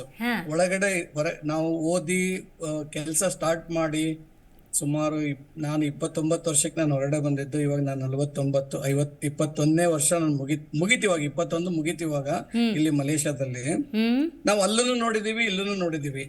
ನೀವು ಹೇಳೋ ತರ ನಮ್ಗೆ ಭಾರತದಲ್ಲಿ ಇದ್ದಾಗ, ಭಾರತದಿಂದ ಹೊರಗಡೆ ಬಂದಾಗ ನಮ್ಮ ಒಂದು ಭಾರತೀಯರ ಅನ್ನೋ ಒಂದು ಹೆಮ್ಮೆ, ಅದರೊಟ್ಟಿಗೆ ನಾವು ಕನ್ನಡಿಗರು ಅನ್ನೋ ಒಂದು ಹೆಮ್ಮೆ ಸ್ವಲ್ಪ ಜಾಸ್ತಿನೇ ಆಗ್ಬಿಡತ್ ನಮ್ಗೆ. ಅಲ್ವಾ ಸರ್? ಅಲ್ವಾ? ಅದ್ಭುತ ಸರ್. ನಿಜ ಅದು ಎಲ್ಲ ಕಡೆನೂ ಬರುತ್ತೆ. ನಾನಂತ ಹೇಳಿದ್ನಲ್ಲ, ಇಲ್ಲಿ ನಮ್ಮಲ್ಲಿ ನಾವು ಮಲೇಷ್ಯಾದಲ್ಲಿ ನಮ್ಗೊಂದು ಒಳ್ಳೆ ಅವಕಾಶ ಇದು. ನಮ್ ಹೆಚ್ಚು ಕಡಿಮೆ ತಮಿಳ್ನಾಡಿಂದ ಬಂದಿರೋರೇ ಜಾಸ್ತಿ ಇಲ್ಲಿ. 19ನೇ ಶತಮಾನದ ಅರ್ಲಿ ಟೈಮಲ್ಲಿ ಬಂದಿರೋರು ಅವರೆಲ್ಲ ಬಂದು ಇಲ್ಲಿ ತುಂಬಾನೇ ಎಸ್ಟಾಬ್ಲಿಷ್ ಆಗಿದ್ದಾರೆ. ತುಂಬಾ ಚೆನ್ನಾಗಿ ನಮ್ಮ ಸಂಸ್ಕೃತಿಯನ್ನ ಉಳಿಸ್ಕೊಂಡ್ ಬಂದಿದ್ದಾರೆ. ಎಲ್ಲಾ ಕಡೆ ದೇವಸ್ಥಾನ ಅದು ಇದು ಎಲ್ಲ ಮಾಡಿರೋದ್ರಿಂದ, ಸ್ಪೆಷಲಿ ನಮ್ಮಂತವ್ರು ಈ ಜನರೇಷನ್ ಅಲ್ಲಿ ನಮಗ್ ಬಂದಿರೋರಿಗೆ ಯಾವ್ದೇ ತರದ್ದು ಮಿಸ್ ಅಂತ ಅನ್ನೋದಾಗಲ್ಲ. ಖಂಡಿತ ಶ್ರೀನಿವಾಸ್ ಅವರೇ, ಜೊತೆಗೆ ಇದೆಲ್ಲ ಆಡ್ ಆಗ್ತಾ ಹೋಗುತ್ತೆ. ಈ ತರದ್ದು ನಾವು ಸತೀಶ್ ಅವ್ರು, ಈಗ ಅವ್ರು ವಿವೇಕ್ ಕೂಡ ನಮ್ಮ ಕನ್ನಡದ ಸಂಘದವರೇ ಕೂಡ. ಸೊ ನಾವೆಲ್ಲ ಒಟ್ಟಿಗೆನೆ ಕೆಲಸ ಮಾಡೋದಿಲ್ಲಿ. ಸೊ ನಮ್ಗೆ ಸಾಕಷ್ಟು ಇಲ್ಲಿ ಬೇರೆ ಬೇರೆ ಸಂಘ ಸಂಸ್ಥೆಗಳಿರೋದ್ರಿಂದ ತುಂಬಾನೇ ಚಟುವಟಿಕೆಗಳು ನಡೀತಾನೆ ಇರುತ್ತೆ, ಹಿಂಗಾಗಿ ನಾವು ಮಿಸ್ ಮಾಡ್ಕೊಡಲ್ಲ. ಬಟ್ ಹೆಮ್ಮೆ ಮಾತ್ರ ತುಂಬಾ ಆಗುತ್ತೆ. ಅದ್ಭುತ ಸರ್, ಅದ್ಭುತ. ಶ್ರೀನಿವಾಸ್ ಅವರೇ, ಕಾಶಿ ಇರ್ಬೋದು ಅಥವಾ ಮಾನಸ ಸರೋವರ ಇರ್ಬೋದು, ಉಜ್ಜಯಿನಿಗೋ ಶ್ರೀಶೈಲಕ್ಕೋ ಧರ್ಮಸ್ಥಳಕ್ಕೋ ಈ ಥರ ತೀರ್ಥಕ್ಷೇತ್ರ ಅಂತ ಹೋಗ್ತಾ ಇರ್ತಾರೆ. ಅಯೋಧ್ಯೆಗೆ ಒಂದ್ಸತಿ ಹೋಗಬೇಕು, ಆ ದೇವಸ್ಥಾನವನ್ನು ಕಣ್ಣು ತುಂಬಿಕೊಳ್ಬೇಕು ಅನ್ನೋ ಆಸೆ ಹೆಚ್ಚಾಗ್ಬಿಡ್ತಲ್ಲ ಸರ್, ಏನು ಹೇಳ್ತೀರ ಇದ್ರ ಬಗ್ಗೆ? ಮೇಡಮ್, ಕೆಲವೊಮ್ಮೆ ನಾವು ಈ ಮೆಡಿಟೇಷನ್ ಮಾಡ್ಬೇಕಾದ್ರೆ ಅಥವಾ ಜ್ಞಾನದಲ್ಲಿ ಕೂತಿರ್ಬೇಕಾದ್ರೆ ನಾವು ಸ್ವರ್ಗದ ಬಾಗಿಲನ್ನ ನೋಡೋದಕ್ಕೆ ಇಚ್ಛೆ ಪಡ್ತೀವಿ, ಕರೆಕ್ಟ್ ಅಲ್ವಾ? ನಿಮಗೆ ಇಂಥ ಅನುಭವ ಆಗೋದು ಯಾವ್ದಾರ ಒಂದು ದೇವಸ್ಥಾನದ ಮುಂದೆ ಭಕ್ತಿ ಪೂರ್ಣವಾಗಿ ಹೋಗಿ ನಿಂತಾಗ ಆ ದೇವಸ್ಥಾನದ ಬಾಗಿಲೇ ನಮ್ಗೆ ಸ್ವರ್ಗದ ಬಾಗಿಲು ಅಂತ ಕಾಣಿಸುತ್ತೆ. ನಾನು ಏನಕ್ಕೆ ಮಾತು ಹೇಳ್ತಾ ಇದ್ದೀನಿ ಅಂತಂದ್ರೆ, ಇದು ನಿಮ್ಗೆ ಕಾಣಿಸ್ತಿದೆಯಲ್ಲ ಮೇಡಮ್, ಇದು ನಮ್ಮ ಅಬುದಾಬಿ ಹಿಂದೂ ಮಂದಿರ್. ಈ ದೇವಸ್ಥಾನದ ಕೆಲಸ ಇನ್ನು ನಡೀತಾ ಇದೆ. ಸುಮಾರು ಒಂದು 6:30 7 ಗಂಟೆ ಸಮಯದಲ್ಲಿ ನನಗೆ ಅಲ್ಲಿ ದೇವಸ್ಥಾನದ ಮುಂದೆ ನಿಂತು ಕೆಲಸ ಮಾಡ್ಬೇಕಾದ್ರೆ ಜಸ್ಟ್ ಹಾಗೆ ನನ್ನ ತಲೆಗೆ ಬಂದಿದ್ದು, ಆ ದೇವಸ್ಥಾನದ ಮುಂದೆ ನಿಂತಾಗ ನನಗಾದ ಸ್ವಂತ ಅನುಭವ ಮೇಡಮ್ ಇದು. ನಾನು ಸ್ವರ್ಗದ ಬಾಗಿಲಿಗೆ ಹತ್ರವಾಗಿ ನಿಂತಿದ್ದೀನಿ ಅಂತ ಅನ್ನೋ ಭಾವನೆ. ಇದು ಹೇಗೆ ಬರೋಕ್ ಸಾಧ್ಯ ಅಂತಂದ್ರೆ, ಎಲ್ಲಿ ಸಕಾರಾತ್ಮಕ ಅಂಶಗಳು ಹೆಚ್ಚಾಗಿ ಕ್ರೋಢೀಕರಣ ಆಗಿರುತ್ತೋ ಅಂತಹ ಜಾಗದಲ್ಲಿ ಮಾತ್ರ ನಿಮಗೆ ಒಂದು ಅದ್ಭುತವಾದ ಶಕ್ತಿಯನ್ನ ಪಡೆಯೋದಕ್ಕೆ ಅನುಭವ ಆಗೋದು. ಹಾಗಾಗಿ ನಾವು ದೇವಸ್ಥಾನಗಳು ಮಂದಿರಗಳನ್ನ ಸುತ್ತೋದಕ್ಕೆ ಅದೇ ಮೂಲ ಕಾರಣ. ಅಲ್ಲಿ ದೇವರು ಪ್ರತಿಯೊಂದು ಜಾಗದಲ್ಲೂ ಇರ್ತಾರೆ, ಇಲ್ಲ ಅಂತ ಯಾರು ಹೇಳೋದಕ್ಕೆ ಸಾಧ್ಯನೇ ಇಲ್ಲ. ನಾವು ಕೂತು ಕಣ್ಣು ಮುಚ್ಚಿ ಎಲ್ಲಿ ಜಪ ತಪ ಮಾಡ್ತೀವೋ ಅಲ್ಲಿ ದೇವ್ರು ನಮ್ಮ ಕಣ್ಣಿಗೆ ಕಾಣಿಸ್ಕೊಳ್ತಾನೆ. ಆದ್ರೆ ಕೆಲವು ಜಾಗಗಳಲ್ಲಿ ಸಕಾರಾತ್ಮಕ ಅಂಶಗಳ ಕ್ರೋಢೀಕರಣ ಹೆಚ್ಚಾಗಿರುವಂತ ಜಾಗ ಆಗಿರೋದ್ರಿಂದ ನಾವು ದೇವಸ್ಥಾನಗಳಿಗೆ ಹೋಗ್ಬೇಕು. ಅಯೋಧ್ಯೆಯನ್ನು ಕೂಡ ಮುಂದೆ ಒಂದು ದಿವಸ ಅಲ್ಲ, ಈಗ ಆಲ್ರೆಡಿ ಅದು ಆಗೋಗಿದೆ. ರಾಮ ಮಂದಿರ ಇಲ್ಲದೆ ಇರೋದಕ್ಕಿಂತ ಮುಂಚೆಯಿಂದಲೂ ಜನ ಭೇಟಿ ಕೊಡ್ತಾ ಬಂದಿದ್ದಾರೆ. ಅಲ್ಲಿ ಸ್ವಲ್ಪ ಕೆಲವು ಕಾರಣಗಳು, ಕಾಲಯ ತಸ್ಮೈ ನಮಃ ಅಂತ ಹೇಳ್ತಾರಲ್ಲ, ಅದಕ್ಕೆ ಕಾಲಕ್ಕೆ ಉತ್ತರಕ್ಕೆ ಅನುಗುಣವಾಗಿ ಇವತ್ತು ಮಂದಿರ ಆಗಿದೆ. ಅದು ಮುಂದೆ ಒಂದು ಇತಿಹಾಸ. ಅದನ್ನ ನಾವು ಮಾತಾಡೋದಕ್ಕೆ ಇನ್ನು ಚಿಕ್ಕ ಹುಡುಗರು, ನಾವು ಇದು ತುಂಬಾ ದೊಡ್ಡ ವಿಚಾರ ನಾವು ಮಾತಾಡೋದಕ್ಕೆ. ನಾವು ಒಂದು ಅಕ್ಕಿ ಕಾಲಿಗೂ ಸಮ. ಆದ್ರೆ ನಮಗೆ ಸಿಕ್ಕಿರೋ ಒಂದು ಸೇವೆ ನಾವು ಏನ್ ಮಾಡ್ತಾ ಇದೀವಿ, ಮುಂದಿನ ಜನರೇಷನ್ಗೆ ಹೇಗೆ ನಾವು ಕಾಣಿಕೆಯನ್ನು ಕೊಡ್ಬೇಕು ಅಂತ ಅಂದ್ರೆ ನಾವು ದೇವರ ನಾಮಸ್ಮರಣೆಯಲ್ಲಿಯೇ. ಹೀಗಾಗಿ ಪ್ರಪಂಚದ ಯಾವುದೇ ಮೂಲೆ ಹೋಗಿ ದೇವಸ್ಥಾನ ಎಲ್ಲಿ ದೇವತೆಗಳ ಸಂಚಾರ ಆಗಿರುತ್ತೋ ಅಂತಹ ಜಾಗದಲ್ಲಿ ಮಾತ್ರ ಮಂದಿರಗಳ ನಿರ್ಮಾಣ ಆಗೋದಕ್ಕೆ ಸಾಧ್ಯ ಅನ್ನೋದು ನನ್ನ ಅಭಿಪ್ರಾಯ. ನಿಮ್ಮ ಹತ್ರ ಇನ್ನೊಂದು ಪ್ರಶ್ನೆ ಇದೆ ಸರ್, ಕೇಳ್ಬೇಕು. ಯಾಕಂದ್ರೆ ಆಧ್ಯಾತ್ಮದ ಬಗ್ಗೆ ಮಾತಾಡ್ತಿದ್ದೀರಿ, ಧಾರ್ಮಿಕತೆ ಬಗ್ಗೆ ಮಾತಾಡ್ತಿದ್ದೀರಿ, ಮುಂದಿನ ಪೀಳಿಗೆ ಬಗ್ಗೆ ನೀವು ಮಾತಾಡ್ತಾ ಇದ್ದೀರಿ. ರಾಮ ಅಂದಾಗ ರಾಮನ ಆದರ್ಶ ಗುಣಗಳು ಅಂತ ಹೇಳ್ತೀವಿ ನಾವು. ಈಗ ರಾಮನ ಕುಟುಂಬ ಸರ್, ಸೀತಾಮಾತೆ ಅಂದಾಗ ಆಕೆ ಕೂಡ ಅರಮನೆಯ ಸೌಕರ್ಯಗಳನ್ನು ಅನುಭವಿಸಿ ಅರಮನೆಯಲ್ಲೇ ಉಳ್ಕೋಬೋದಾಗಿತ್ತು. ಆದರೆ ಗಂಡನ ಆದೇಶ ಪಾಲನೆ ಮಾಡೋದಿರ್ಬೋದು. ಭರತ ಅಣ್ಣನೇ ಇಲ್ಲದ ಮೇಲೆ ನಾನು ಆ ಸಿಂಹಾಸನದಲ್ಲಿ ಕುತ್ಕೊಳ್ಳೋದಿಲ್ಲ ಅಂತ ಹೇಳಿ ಪಾದುಕೆ ನೀಡ್ತಾನೆ. ಲಕ್ಷ್ಮಣ ಮರು ಮಾತೇ ಇಲ್ಲ, ಅಣ್ಣನ ಜೊತೆ ಹೊರಟು ಹೋಗ್ಬಿಡ್ತಾನೆ.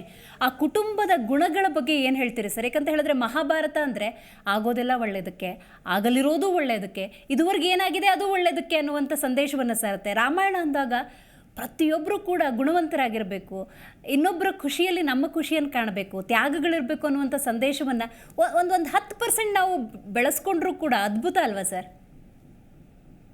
ಅದೇ ಮೇಡಮ್, ಸರಳತೆ ಅಂತ ನಾವು ಏನು ಹೇಳ್ತೀವಿ ಅದು ಬಹುಶಃ ಶ್ರೀರಾಮನ ಕುಟುಂಬದಿಂದನೇ ಒಂದು ಉದಾಹರಣೆಯಾಗಿ ತೆಗೆದುಕೊಳ್ಬಹುದು ಅಂತ ಅನ್ಸುತ್ತೆ. ದೇವತೆಗಳು ಅಂತಂದ್ರೆ ಶ್ರೀಮಂತರು ಬಡವರು ಅಂತ ಏನಿಲ್ಲ. ಓಕೆ, ಅವರು ದೇವತೆಗಳು ಅಂತ ಅನ್ನಿಸ್ಕೊಳ್ಳೋದೇ ಅವರ ಒಂದು ನಡವಳಿಕೆಗಳಿಂದ, ಅವರ ಒಂದು ಸರಳತೆಯಿಂದ. ಹೀಗಾಗಿ ನಮಗೆ ರಾಮ ಆಗ್ಲಿ ಹನುಮಾನ್, ನಾವು ಹನುಮಾನ್ ನೆನೆದೇ ಹೋದ್ರೆ ನನ್ನ ಪ್ರಕಾರ ರಾಮಾಯಣ ಪೂರ್ಣ ಅಂತ ಅನ್ಸೋದೇ ಇಲ್ಲ. ಹೀಗಾಗಿ ನಾವು ಪ್ರತಿ ಬಾರಿನೂ ರಾಮನ ಸ್ಮರಣೆ ಜೊತೆ ಹನುಮಂತನ ಸ್ಮರಣೆ ಮಾಡ್ಬೇಕಾದ್ರೆ ನಮಗೆ ಗೊತ್ತಿಲ್ಲದೆ ಇರುವಂತ ಅನುಭವಗಳು ತುಂಬಾ ಆಗಿದೆ ಮೇಡಮ್. ಅದು ಕೆಲವರಿಗೆ ಹೇಳಕ್ ಹೋದ್ರೆ ಅದನ್ನ ಇವರು ಏನೋ ಅತಿಯಾಗಿ ಮಾತಾಡ್ತಾ ಇದೆ ಅಂತ ಅನ್ಸ್ಬೋದು. ಅದೇ ನಾಮ ಸ್ಮರಣೆ ಮಾಡೋರಿಗೆ ದೇವರು ಯಾವತ್ತಾದ್ರೂ ಸರಿ ಕೈ ಹಿಡಿತಾನೆ, ಅನುಮಾನನೇ ಇಲ್ಲ. ಅದ್ಭುತ ಅದ್ಭುತ. ಅಶೋಕ್ ಹಟ್ಟಿ ಅವರೇ, ನೀವು ಹೇಳ್ಬೇಕು. ರಾಮ ಮಂದಿರ ಉದ್ಘಾಟನೆ ಆಗ್ತಾ ಇದೆ, ರಾಮಲಲ್ಲನ ಪ್ರತಿಷ್ಠಾಪನೆ ಆಗ್ತಿದ್ದಾಗ ನಂದೊಂದು ಅಳಿಲು ಸೇವೆ ಇರಲಿ ಅಂತ ಪ್ರತಿಯೊಬ್ಬರು ಕೂಡ ಏನಾದರೂ ಒಂದು ಪ್ರಯತ್ನ ಮಾಡ್ತಾನೆ ಇದ್ದಾರೆ. ಈ ಚಾಕ್ ಪೀಸಲ್ಲಿ ರಾಮ ಮಂದಿರನೋ, ರಾಮನ ಚಿತ್ರನೋ, ಸೋಪಲ್ಲಿರ್ಬೋದು, ಹೋಗಲಿ ಅಯೋಧ್ಯೆಗೆ ಪಾದಸೇವೆ ಮೂಲಕ ಪಾದಯಾತ್ರೆ ಮಾಡಬೇಡ ಅಂತ ಹೊರಡೋರು ಸರ್. ಏನು ಹೇಳ್ತೀರಾ ಭಕ್ತಿ ಬಗ್ಗೆ? ಮೇಡಮ್, ನಾನು ನೋಡಿದೆ, ತುಂಬಾ ನ್ಯೂಸ್ ಅಲ್ಲಿ ನೋಡ್ತಾ ಇದ್ದೆ. ಕರ್ನಾಟಕದಿಂದ ತುಂಬಾ ಜನ ಕಾಲ್ನಡಿಗೆಯಲ್ಲಿ ಅಯೋಧ್ಯೆಗೆ ಹೋಗ್ತಾ ಇದ್ದಾರೆ. ಅವ್ರು ಆಲ್ಮೋಸ್ಟ್ ಆಲ್ ಅಯೋಧ್ಯೆ ಹತ್ರ ಇದ್ದಾರೆ. ಈ ಅವ್ರವರ ಭಕ್ತಿ ಮೇಡಮ್. ಈಗ ನೀವ್ ಹೇಳಿದ್ರಂಗೆ ಒಬ್ಬೊಬ್ರು ಚಾಕ್ ಪೀಸ್ ಅಲ್ಲಿ ಬರೀತಾರೆ. ಮತ್ತೆ ಮೊನ್ನೆ ಒಬ್ರು ನಾನು ನೋಡಿದೆ, ನಮ್ಮ ಸ್ನೇಹಿತರಾದ ಅಮೆರಿಕದಲ್ಲಿ ಎಲ್ಲರೂ ಕೂಡಿಸ್ಕೊಂಡು 1 kg ಅಷ್ಟು ಗೋಲ್ಡ್ ಅನ್ನ ಶ್ರೀರಾಮನಿಗೆ ಕೊಟ್ಟಿದ್ದಾರೆ ಮೇಡಮ್ ಈ ಒಂದು ವಾರ ಹಿಂದ್ಗಡೆ. ಹೌದು ಹೌದು ಹೌದು. ಅದಕ್ಕೆ ಅವರವರ ಭಕ್ತಿ ಮೇಡಮ್. ಅದು ಈಗ ನಾವು ಹೊರದೇಶದಲ್ಲಿ ಇದ್ಕೊಂಡು ಕೂಡ ನಾವ್ ಯಾವ ತರದ ಭಕ್ತಿ ಕೂಡಿಸ್ಬೇಕು. ಈಗ ನಮ್ಮ ಸ್ನೇಹಿತರು ಹೇಳ್ತಾ ಇದ್ರು, ಅದು ನಮ್ಮ ಪೀಳಿಗೆಗೆ ಹೋಗ್ಬೇಕು. ನಾವು ಹೇಗೆ ಪಾಲಿಸ್ಕೊಂಡು ಬರ್ತಾ ಇದೀವಿ, ಅದು ನಮ್ಮ ಮಕ್ಕಳಿಗೂ ಹೇಗೆ ನಾವು ಅದನ್ನ ಶ್ರೀರಾಮ್ ಬಗ್ಗೆ ಆಗ್ತಿರ್ಬಹುದು, ಮಹಾಭಾರತ ಬಗ್ಗೆ ಆಗ್ತಿರ್ಬೋದು, ಯಾವ ತರ ನಮ್ಮ ಸಂಸ್ಕೃತಿಯನ್ನು ಉಳಿಸ್ಬೇಕನ್ನುವಂತ ರೀತಿಯಲ್ಲಿ ನಾವು ಅವರಿಗೆ ಪರಿಕಲ್ಪನೆ ಕೊಡ್ತಿರ್ಬೋದು. ಮತ್ತೆ ಇಲ್ಲಿನೂ ಕೂಡ ಮೇಡಮ್ ತುಂಬಾ ಜನರು ಶ್ರೀರಾಮನ ಬಗ್ಗೆ ತುಂಬಾ ಗೌರವ ಯಾವಾಗ್ಲಾದ್ರೂ. ಈಗ ನಾನು ಆಲ್ಮೋಸ್ಟ್ ಅಲ್ಲಿ 1 ವಾರದಿಂದ ನೋಡ್ತಾ ಇದ್ದೀನಿ, ತುಂಬಾ ಜನರು ಕಾಲ್ ಮಾಡಿ ಕೇಳ್ತಾರೆ, ಸರ್ ನಾಳೆ 22ಕ್ಕೆ ಏನ್ ಪ್ರೋಗ್ರಾಮ್ ಇದೆ, ಏನ್ ಮಾಡ್ತಾ ಇದೀವಿ ಅಂತೇಳಿ. ಅದಕ್ಕೆ ತಮ್ಮ ಭಕ್ತಿಯಿಂದ ಶ್ರೀರಾಮನಿಗೆ ಅದೇ ಹೇಳ್ತಲ್ಲ, ಅಳಿಲು ಕೂಡ ಒಂದು ಸಣ್ಣ ಸೇವೆ ಇದ್ದಂಗಂತೆ. ಅದು ಒಂದು ಉಸುಕ್ ಹಾಕ್ಬಿಟ್ಟು ಅದು ಒಂದು ತನ್ನ ಇದನ್ನ ಮಾಡುತ್ತಂತೆ. ಹಂಗೆ ಎಲ್ರದು ಒಂದು ಯಾವುದೇ ಒಂದು ಶ್ರೀರಾಮನಿಗೆ ನೀವು ಯಾವುದೇ ಒಂದು ಸೇವೆಯನ್ನು ಮಾಡಿದ್ರು ಅದು ಅಳಿಲು ಸೇವೆ ಇದ್ದಂಗೆ. ಎಲ್ಲಿ ನೀವು ಪ್ರಪಂಚದಾದ್ಯಂತ ಎಲ್ಲೇ ಇದ್ರು ನಿಮ್ ಭಕ್ತಿಯನ್ನು ನಿಮ್ಮ ಭಕ್ತಿಯಿಂದ ನಿಮ್ಗೆ ಏನ್ ಬೇಕಂತೇಳಿ ಅದನ್ನ ಮಾಡಿದ್ರೆ ಅದು ಶ್ರೀರಾಮನಿಗೆ ಮುಟ್ಟುತ್ತೆ ಅನ್ನೋದು ಒಂದು ಕಲ್ಪನೆ ಮೇಡಮ್. ಅದ್ಭುತ ಸರ್, ಅದ್ಭುತ. ವಿವೇಕ್ ಅವರೇ, ಮುಂದಿನ ಪೀಳಿಗೆಗೆ ಏನಾದರೂ ಒಂದು ಕೊಡಬೇಕು ಅನ್ನುವಂಥದ್ದು. ಯಾಕಂತ ಹೇಳಿದ್ರೆ ವಿದೇಶಕ್ಕೆ ಹೋದಾಗ ಸಂಸ್ಕೃತಿ ಮರೆತು ಬಿಟ್ಟಿದ್ದಾರೆ, ವಿದೇಶಕ್ಕೆ ಹೋದಾಗ ಸಂಪ್ರದಾಯಗಳೆಲ್ಲ ಆಚರಣೆ ಮಾಡ್ತಾರಾ ಇಲ್ವಾ, ಈ ರೀತಿಯ ಅನುಮಾನ ಇರುತ್ತೆ. ಬಟ್ ಮುಂದಿನ ಪೀಳಿಗೆಗೆ ಕೊಡಬೇಕು. ನಮ್ಮ ಸನಾತನ ಧರ್ಮ ಅಂದರೆ ಅಭೂತಪೂರ್ವ, ಅದ್ಭುತ, ಇದು ನಶಿಸಿ ಹೋಗಲಾರದಂಥದ್ದು ಅನ್ನೋ ಆ ಯೋಚನೆ ಇದೆಯಲ್ಲ ನಿಮ್ಮಲ್ಲಿ, ವಿದೇಶದಲ್ಲಿರೋ ಭಾರತೀಯರಲ್ಲಿ. ಅದೇ ಅದ್ಭುತ ಸರ್. ಏನು ಹೇಳ್ತೀರಾ ಅದ್ರ ಬಗ್ಗೆ? ಖಂಡಿತ ಮೇಡಮ್, ಇದೇ ತರ ಎಲ್ಲಾ ದೇಶಗಳಲ್ಲಿ ಇದೇ ತರ ಮುಂದೆ ಒರೆಸ್ಕೊಂಡು, ಅಂದ್ರೆ ಮುಂದೆ ಇದೇ ತರ ರಾಮ್ಲಲ್ಲಾ ಆಗ್ಲಿ ಎಲ್ಲಾ ದೇವರುಗಳನ್ನ ನಮ್ಮ ಹಿಂದುತ್ವ ನಮ್ಮ ಇದನ್ನ ಬಿಟ್ಕೊಡದೆ ಇದೇ ತರ ನಡ್ಸ್ಕೊಳ್ಳಿ ಅಂತ ಎಲ್ಲಾ ದೇಶದ ಹಿಂದೂ ವಾಸಿಗಳಿಗೆ ಬೇಡ್ಕೋತೀನಿ ನಾನು. ಸೊ ಇದೇ ತರ ಮುಂದೆ ನಮ್ಮ ಭಾರತ ದೇಶನ ಹೆಮ್ಮೆ ಪಡಿಸುವಂತ ವಿಚಾರಗಳನ್ನ ಪ್ಲಸ್ ಇದೇ ತರ ಇವೆಂಟ್ಸ್ಗಳನ್ನ ನಡೆಸ್ತಾ ಇರೋಣ ಅಂತ ಜೀ ಕನ್ನಡ ತಂಡಕ್ಕೆ ಮತ್ತೆ ಎಲ್ಲಾರ್ಗು ಕೇಳ್ಕೊತೀನಿ ನಾನು. ವಿದೇಶದಲ್ಲಿರೋರಿಗೆ ಮಹತ್ವ ಗೊತ್ತು ಸರ್ ವಿವೇಕ್ ಅವರೇ, ಆದ್ರೆ ಭಾರತದಲ್ಲೇ ಇರೋರು ಕೆಲವರು ಇನ್ನೂ ಕೂಡ ಸ್ವಲ್ಪ ವಿತಂಡವಾದ ಮಾಡ್ತಾರೆ. ಅಂತವ್ರಿಗೆ ನಿಮ್ ಸಂದೇಶ ಏನು ಅಂತ, ಏನ್ ಮೆಸೇಜ್ ಪಾಸ್ ಮಾಡ್ತೀರಿ? ಮೆಸೇಜು ಅನ್ನೋದು ತುಂಬಾ ಸಿಂಪಲ್ ಮೇಡಮ್.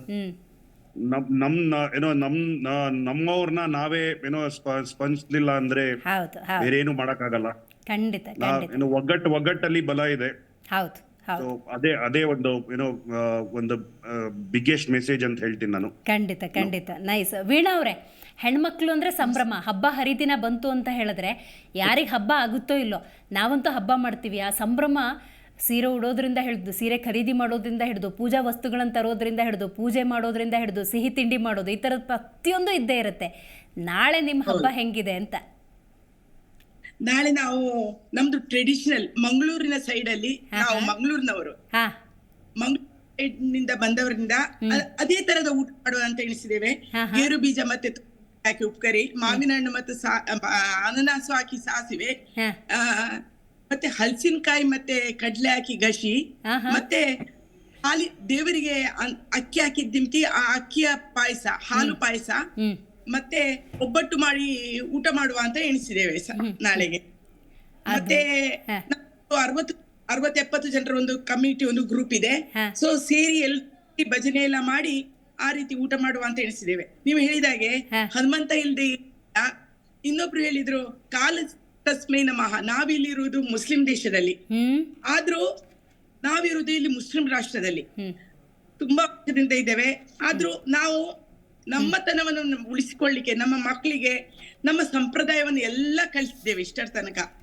ಇಲ್ಲಿರುವ ಸಣ್ಣ ಹಿಡಿದು ಈಗ ಕಾಲೇಜಿಗೆ ಹೋಗುವ ಮಕ್ಕಳು ತನಕ ನಾವು ಬಂದ ಮೇಲೆ ಎಲ್ಲಾ ಮಕ್ಕಳು ಚೆನ್ನಾಗಿ ಭಜನೆ ಹೇಳ್ತೇವೆ. ಇಲ್ಲಿ ಪೂರ್ಣ ವಿದ್ಯಾ ಅಂತ ಕ್ಲಾಸ್ ಇದೆ, ಒಳ್ಳೆ ತರ ಎಲ್ಲ ಮಕ್ಕಳಿಗೂ ಸಂಪ್ರದಾಯ ಕಲಿಸ್ತಾರೆ, ಮಂತ್ರ ಭಜನೆ ಎಲ್ಲ ಕಲಿಸ್ತಾ ಇದ್ದೇವೆ. ಅಂದ್ರೆ ಮುಸ್ಲಿಂ ರಾಷ್ಟ್ರದಲ್ಲಿದ್ರು ಪರದೇಶದಲ್ಲಿರುವ ಭಾವನೆಯನ್ನು ಬಿಟ್ಟು ನಾವು ಭಾರತೀಯತನವನ್ನು ತೋರಿಸ್ಲಿಕ್ಕೆ ನಮ್ಮ ಮಕ್ಕಳಿಗೆ ತುಂಬಾ ಕಷ್ಟದಲ್ಲಿ ನಡೆಸಿಕೊಂಡು ಹೋಗ್ತಾ ಇದ್ದೇವೆ.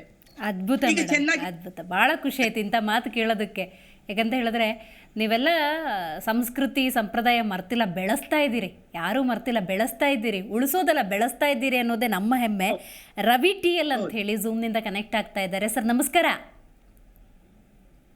ಮೇಡಮ್, ಇವರು ರವಿ ಅವರು ವಿಯೆಟ್ನಾಂ ಕನ್ನಡ ಸಂಘದ ಪ್ರಮುಖ ಕಾರ್ಯಕರ್ತರು. ನಾವು ಹೌದು, ಅವ್ರು ಏನೇ ಕನ್ನಡ ಸಂಘ ಕಾರ್ಯಕ್ರಮ ಮಾಡಿದ್ರು ಎಲ್ಲ ನಾವೆಲ್ಲ ಒಟ್ಟಾಗಿ ಚರ್ಚೆ ಮಾಡಿ ಪ್ರೋಗ್ರಾಮ್ ಹೇಗೆ ಮಾಡ್ಬೇಕು ಅಂತ ಹೇಳಿ ಮಾಡ್ತೀವಿ. ಹೀಗಾಗಿ ಅವ್ರಿಗೆ ನಾನು ಮನವಿ ಮಾಡಿಕೊಂಡಿದ್ದೆ, ಅವರು ಜಾಯ್ನ್ ಆಗಿದ್ದಾರೆ. ಅವರು ಕೂಡ ವಿಯೆಟ್ನಾಂ ಅಲ್ಲಿ ಹೇಗೆ ರಾಮ ಮಂದಿರದ ಉದ್ಘಾಟನೆಯ ಬಗ್ಗೆ ಸಂಭ್ರಮ ನಡೀತಿದೆ ಅಂತ ಅವ್ರು ಮಾತಾಡ್ತಾರೆ. ಖಂಡಿತ ರವಿ ಅವರೇ, ಪ್ಲೀಸ್ ತಿಳಿಸ್ಕೊಡಿ, ಮಾತಾಡಿ ಸರ್. ಎಲ್ರಿಗೂ ನಮಸ್ಕಾರ. ಖುಷಿ ಆಗ್ತಾ ಇದೆ. ಶ್ರೀನಿ ಅವರು ಈಗ ನಂಗೆ ಸಡನ್ ಆಗಿ ಜಾಯಿನ್ ಮಾಡಕ್ ಹೇಳಿದ್ರು, but still it is important ಅನ್ಕೊಂಡು ಜಾಯ್ನ್ ಆದ್ವಿ. ಸೊ ಇಲ್ಲೂ ವಿಯೆಟ್ನಾಂನಲ್ಲೂ ಈ ಸಂಭ್ರಮ ನಡೀತಾ ಇದೆ. It is one of the historical day. So ಇಲ್ಲಿ ಕೂಡ ದೇವಸ್ಥಾನದಲ್ಲಿ ಮಹಾಭಿಷೇಕ ಪೂಜೆ ಎಲ್ಲ ನಡೀತಾ ಇದೆ. ಆಮೇಲೆ ಲೈವ್ ಸ್ಟ್ರೀಮಿಂಗ್ ಕೂಡ ಪ್ಲಾನ್ ಮಾಡಿದ್ದಾರೆ ಇಲ್ಲಿ. ಅದು ದೇವಸ್ಥಾನದಲ್ಲಾದ್ರೆ ಅಲ್ಲಲ್ಲೇ ಕಮ್ಯುನಿಟಿನಲ್ಲಿ ಕೂಡ ಸಣ್ಣ ಸಣ್ಣ ಗ್ಯಾದರಿಂಗು ಮತ್ತೆ ಪೂಜೆ ಪುನಸ್ಕಾರಗಳು ನಡೀತಾ ಇದೆ. ಸೊ ಹಂಗಾಗಿ ನಮ್ದು ಕನ್ನಡ ಗ್ರೂಪ್ ಅಲ್ಲಿ ಕೂಡ ಸುಮಾರು ಜನ ಒಕ್ಕೂಟಿ ಒಂದ್ ಕಡೆ ಕೂಡ್ಕೊಂಡು ಎಲ್ಲರೂ ಪೂಜೆ ಮುಗಿಸ್ಕೊಂಡು ಪ್ರಸಾದ ವಿನಿಮಯ ಎಲ್ಲ ಮಾಡ್ತಾ ಇದೀವಿ. ಸೊ ಸ್ವಲ್ಪ ಆದ್ರೆ ಪೂಜೆ ಪುನಸ್ಕಾರ ಮತ್ತೆ ಪ್ರಸಾದ ವಿನಿಮಯ ಮತ್ತೆ ಅದಲ್ದಲೇ ಭಜನೆ ಅದೆಲ್ಲ ಕಾರ್ಯಕ್ರಮಗಳನ್ನು ಇಲ್ಲಿ ಹಮ್ಮಿಕೊಂಡಿದೀವಿ. ಬಟ್ ಅದೇ ಸಣ್ಣ ಸಣ್ಣ ಗ್ರೂಪ್ಗಳಲ್ಲಿ ಮುಖ್ಯವಾಗಿ ನಮ್ ನೆಕ್ಸ್ಟ್ ಜನರೇಷನ್ಗೂ ಗೊತ್ತಾಗ್ಬೇಕು ಏನು ಎತ್ತ ಅನ್ಬಿಟ್ಟು ಅಂತ. ನಾವು ಆಚೆ ಇದ್ದಾಗ ಇಲ್ಲಿ ದೇವಸ್ಥಾನಗಳು ಸಿಗೋದೇ ಕಷ್ಟ, ಅಂತದ್ರಲ್ಲಿ ಈ ತರದ್ ಬಂದ್ರೆ ಹುಡುಗರಿಗೆ ಸ್ವಲ್ಪ ಒಂದು ಡೈರೆಕ್ಷನ್ ಸಿಕ್ಕತ್ತೆ. ಸೊ ಹಾಗಾಗಿ ಒಂದು ಸಣ್ಣ ಕಾರ್ಯಕ್ರಮಗಳನ್ನು ಮಾಡ್ಕೊಂಡಿದೀವಿ ಇಲ್ಲಿ. ಸರ್ ಒಂದು ಮಾತಿದೆ, ತಿಳಿಯದೆ ಮಾಡೋದಕ್ಕಿಂತ ತಿಳಿದು ಮಾಡು ಅಂತ ಹೇಳಿ. ಯಾಕಂತ ಹೇಳಿದ್ರೆ ಒಂದು ಮಂತ್ರ ಹೇಳಬೇಕಾದ್ರೆ ಆ ಮಂತ್ರದ ಅರ್ಥ, ವೈಜ್ಞಾನಿಕ ಹಿನ್ನೆಲೆ ಇಂಥದ್ದನ್ನು ತಿಳ್ಕೊಂಡು ಮಾಡಿದಾಗ ಫಲ ಜಾಸ್ತಿ, ಮತ್ತು ನಮಗೊಂದು ವೈಬ್ರೇಷನ್ ಅಥವಾ ಸಾರ್ಥಕತೆ ಅನ್ನೋದು ಸಿಗೋದು ನಮಗೆ ಫೀಲ್ ಆಗುತ್ತೆ, ಗೊತ್ತಾಗುತ್ತೆ. ಆ ನಿಟ್ಟಿನಲ್ಲಿ ಗುರುಗಳಿಂದ ಪ್ರವಚನನೋ ಗುರುಗಳಿಂದ ಅದನ್ನು ತಿಳಿಸಿ ಹೇಳೋವಂಥ ಪ್ರಯತ್ನಗಳು ಈ ಸಂಘಗಳ ಕಡೆಯಿಂದ ನಿಮ್ಮ ಕಡೆಯಿಂದ ಆಗ್ತಾ ಇರುತ್ತೆ ಸರ್, ಹೇಗದು? ದೇವಸ್ಥಾನದಲ್ಲಿ ರೆಗ್ಯುಲರ್ ಆಗಿ ನಡೀತಾ ಇರುತ್ತೆ ಇಲ್ಲಿ. ನಾಳೆ ಕೂಡ ನಾನು ಹೇಳ್ದಂಗೆ ರಾಮ ಭಜನೆ ರಾಮ ಸ್ತೋತ್ರ ಎಲ್ಲವೂ ಹಮ್ಮಿಕೊಂಡಿದ್ದಾರೆ, ನಡೀತಾ ಇದೆ. ಅದ್ಬಿಟ್ಟು ನಮ್ಮ ಕಮ್ಯುನಿಟಿನಲ್ಲೂ ಸುಮಾರು ಜನ ಇದನ್ನ ಪ್ರತಿಪಾಲಿಸಿದವರು ಇದ್ದಾರೆ. ಆಚೆಗಡೆ ಬಂದು ಭಾರತದಿಂದ ಇಲ್ಲೂ ಸುಮಾರು ಜನ ಅದಿನ್ನೂ ಪ್ರಾಕ್ಟೀಸು ಶ್ಲೋಕಗಳು ಎಲ್ಲ ಮಾಡ್ತಿರೋದ್ರಿಂದ ಅದು ಖುಷಿ ಆಗುತ್ತೆ. ಸೊ ನಾವು ಆ ಸಂಘದಲ್ಲಿ ಇರೋದ್ರಿಂದ ಅಂದ್ರೆ ಒಂದಾಗಿ ಆ ಗ್ರೂಪ್ ಅಲ್ಲಿ ಇರೋದ್ರಿಂದ ನಮಗೂ ಒಂಥರ ಒಳ್ಳೇದಂದ್ರೆ ನಮಗೂ ಇನ್ಸ್ಪಿರೇಷನ್ ಮತ್ತೆ ಒಂದು ಆಕ್ಸೆಸ್ ಸಿಕ್ದಂಗ ಆಗತ್ತೆ. ಜನರ ನಡುವೆ ಇಟ್ಕೊಂಡು ಖುಷಿಯಾಗಿ ನಮ್ದು ಸಂಸ್ಕೃತಿನ ಬೆಳೆಸ್ಕೊಂಡು ಹೋಗಕ್ಕೆ ಪಾಠ ಆಗಕ್ಕೆ ಎಲ್ಲ. ಖಂಡಿತ ರವಿ ಅವರೇ, ವಿದೇಶದಲ್ಲಿಟ್ಕೊಂಡು ನಮ್ಮ ದೈವಿಕತೆ ಇರ್ಬೋದು, ಆಧ್ಯಾತ್ಮಿಕತೆಯನ್ನು ಅಳವಡಿಸ್ಕೊಳ್ಳೋ ನಿಟ್ಟಿನಲ್ಲಿ ನಿಮ್ಮ ಪಾತ್ರ ಏನಿದೆ ಅದು ಅಮೋಘ, ಅದ್ಭುತ. ಅದ್ರ ಜೊತೆಗೆ ಪಾಶ್ಚಾತ್ಯರು, ವಿದೇಶಿಗರು ಈ ಭಾರತದ ಸನಾತನೆಯನ್ನು ಅಪ್ಕೊಳ್ತಾರಲ್ಲ, ಪ್ರೀತಿಸ್ತಿದ್ದಾರೆ, ಗೌರವಿಸ್ತಿದ್ದಾರೆ. ಅದ್ರ ಬಗ್ಗೆ ನಿಮ್ಮ ಅಭಿಪ್ರಾಯ ಏನು? ಇಲ್ಲ, ಈಗ ನೋಡಿದ್ರೆ ಭಾರತ ಇಟ್ಸ್ ಅಂದ್ರೆ ಮುಂಚೂಣಿಯಲ್ಲಿದೆ. ಮುಂಚೆ ಅಷ್ಟೊಂದು ಇಲ್ದಿದ್ರು ಇವಾಗ ಕೆಲವು ವರ್ಷಗಳಿಂದ ನಾವು ಮಾಡ್ತಿರೋ ಸಾಧನೆಗಳಾಗಿರ್ಬೋದು ಅಥವಾ ಭಾರತೀಯರು ಆಚೆಗಡೆ ತಗೊಂಡಿರೋ ಪೊಸಿಷನ್ಸ್ ಇರ್ಬೋದು ಅಥವಾ ಕಾಂಟ್ರಿಬ್ಯೂಷನ್ಸ್ ಇರ್ಬೋದು, ಸೊ ಎಲ್ಲಾ ಕಡೆನೂ ಇದು ಇನ್ಕ್ರೀಸ್ ಆಗ್ತಾನೆ ಬರ್ತಾ ಇದೆ. ಅದಲ್ದಲೇನೆ ಇವಾಗ ಹಿಂದೂ ಧರ್ಮ ಒಂದು, ಅದ್ರ ಜೊತೆ ಸಂಸ್ಕೃತಿ ಮತ್ತೆ ಭಾರತ ದೇಶದ ಇತಿಹಾಸ ಎಲ್ರೂ ಮೆಚ್ಕೊಳಕ್ ಸ್ಟಾರ್ಟ್ ಮಾಡಿದ್ದಾರೆ. ಅದರದ್ದು ರಿಯಲ್ ಮಹತ್ವ ಏನು ಅನ್ನೋದು ಜನ ಸ್ಲೋ ಆಗಿ ತಿಳ್ಕೊಳಕ್ಕೆ ಪ್ರಾರಂಭಿಸಿದ್ದಾರೆ. ಸೊ ಇದು ಆಕ್ಚುಲಿ ಆಡ್ ಆಗ್ತಾ ಇದೆ. ಖಂಡಿತ. ರಘು ದೇಸಾಯಿ ಅವರು, ಶ್ರೀನಿವಾಸ್ ಅವರು, ಅಶೋಕ್ ಹಟ್ಟಿ ಅವರು, ವಿಜಯ್ ಅವರು, ರವಿ ಅವರು, ವಿವೇಕ್ ಅವರು, ವೀಣಾ ಅವರು, ನಿಮ್ಮೆಲ್ಲರಿಗೂ ಒಂದು ಸಣ್ಣ ಮನವಿ ಮತ್ತು ವಿಷಯ ಏನು ಅಂತ ಹೇಳಿದ್ರೆ, ನಾಳೆ ನಾವು ನಿರಂತರವಾಗಿ ಅಯೋಧ್ಯೆಯಲ್ಲಿ ಬಾಲರಾಮನ ಪ್ರಾಣ ಪ್ರತಿಷ್ಠಾಪನೆ ಕಾರ್ಯಕ್ರಮವನ್ನು ನೇರ ಪ್ರಸಾರದಲ್ಲಿ ಕೊಡುವಂಥ ಪ್ರಯತ್ನವನ್ನು ಮಾಡ್ತೀವಿ. ನೀವೆಲ್ಲರೂ ಕೂಡ ನಾಳೆ ನಮ್ಮ ಜೊತೆ ಜಾಯ್ನ್ ಆಗಬೇಕು. ನಿಮ್ಮ ಆರಾಧನೆ ಹೇಗಿದೆ, ನಿಮ್ಮ ಆರಾಧನಾ ಪದ್ಧತಿ ಹೇಗಿದೆ, ನೀವು ಅಲ್ಲಿ ಹೇಗೆ ಆರಾಧನೆ ಮಾಡ್ತಿದ್ದಾರೆ ಅನ್ನೋದನ್ನು ಖಂಡಿತ ನೀವು ನಮಗೆ ತಿಳಿಸ್ಕೊಳ್ಬೇಕು ಅಂತ ಕೇಳ್ಕೊಳ್ತಾ ಇದ್ದೀವಿ sir. Thank you so much. ಇವತ್ತಿನ ಕಾರ್ಯಕ್ರಮದಲ್ಲಿ ನೀವೆಲ್ಲರೂ ಭಾಗಿಯಾಗಿ ರಾಮ ಜಪವನ್ನು ನೀವು ಹೇಗೆ ಮಾಡ್ತಿದ್ದೀರಾ ಅಂತ ತಿಳಿಸ್ಕೊಟ್ಟಿದ್ದಕ್ಕಾಗಿ ಧನ್ಯವಾದಗಳು. ಇನ್ನು ಶ್ರೀನಿವಾಸ್ ಅವರು ಕೂಡ ಅಲ್ಲಿ ಪೂಜೆ ಹೇಗಾಗುತ್ತೆ ಅನ್ನೋದನ್ನು ತಿಳಿಸ್ಕೊಡ್ತಾ ಇದ್ರು. Thank you so much. ನೀವೆಲ್ಲರೂ ಕೂಡ ಝೂಮ್ನಿಂದ ಕನೆಕ್ಟ್ ಆಗಿ ವಿದೇಶದಲ್ಲಿ ರಾಮ, ಎಲ್ಲೆಲ್ಲೋ ರಾಮ ಹೇಗಿದ್ದಾನೆ ಅಂತ ತಿಳಿಸ್ಕೊಟ್ಟಿದ್ದಕ್ಕಾಗಿ. ಸೊ ಒಟ್ಟಾರೆ ವೀಕ್ಷಕರೇ, ರಾಮ ಅಂದ ಸಂದರ್ಭದಲ್ಲಿ ಎರಡು ಶಬ್ದದಲ್ಲಿ ಇರುವಂಥ ಶಕ್ತಿ ಅಪಾರ. ಹಾಗಾಗಿ ರಾಮ ಅಂದರೆ ಕೇವಲ ಆದರ್ಶ ಮಾತ್ರ ಅಲ್ಲ, ರಾಮ ಅಂದರೆ ಬದುಕು, ರಾಮ ಅಂದರೆ ಸನಾತನತೆ, ರಾಮ ಅಂದರೆ ಜೀವನ ಪ್ರೀತಿ ಅಂತ ಹೇಳ್ತಾರೆ. ಆದರ್ಶ ಗುಣಗಳು, ಯಾಕಂತ ಹೇಳಿದ್ರೆ ಪ್ರತಿಯೊಂದು ಗುಣದಲ್ಲೂ ಕೂಡ ನಾವು ಕಲ್ತ್ಕೊಳ್ಳೋದು ಬಹಳಷ್ಟಿದೆ. ನಾನು ಆಗಲೇ ಹೇಳ್ತಿದ್ದಾಗೆ ಮಹಾಭಾರತ ಅಂದಾಗ ಆಗೋದಿಲ್ಲ ಒಳ್ಳೆಯದಕ್ಕೆ, ಆಗಿದ್ದು ಒಳ್ಳೆಯದಕ್ಕೆ, ಆಗಲಿರೋದು ಒಳ್ಳೆಯದಕ್ಕೆ. ರಾಮ ಅಂದಾಗ ಆ ಕುಟುಂಬದ ಪ್ರತಿಯೊಬ್ಬ ವ್ಯಕ್ತಿತ್ವದಲ್ಲೂ ಕೂಡ ಒಂದೊಂದು ಗುಣ ಇದೆ. ಅದನ್ನು ನಾವು ಒಂದು 10% ಅಳವಡಿಸ್ಕೊಂಡ್ರೂ ಕೂಡ ಯಶಸ್ಸು ಕಟ್ಟಿಟ್ಟ ಬುತ್ತಿ ಅಂತ ಹೇಳ್ತಾ ಇವತ್ತಿನ ಕಾರ್ಯಕ್ರಮವನ್ನು ಮುಗಿಸೋಣ. ನೋಡ್ತಾರೆ ಜಿ ಕನ್ನಡ ನ್ಯೂಸ್, ಸತ್ಯವೇ ಸುದ್ದಿಯ ಜೀವಾಳ. ಜೈ ಶ್ರೀರಾಮ್. ಜೈ ಶ್ರೀರಾಮ್.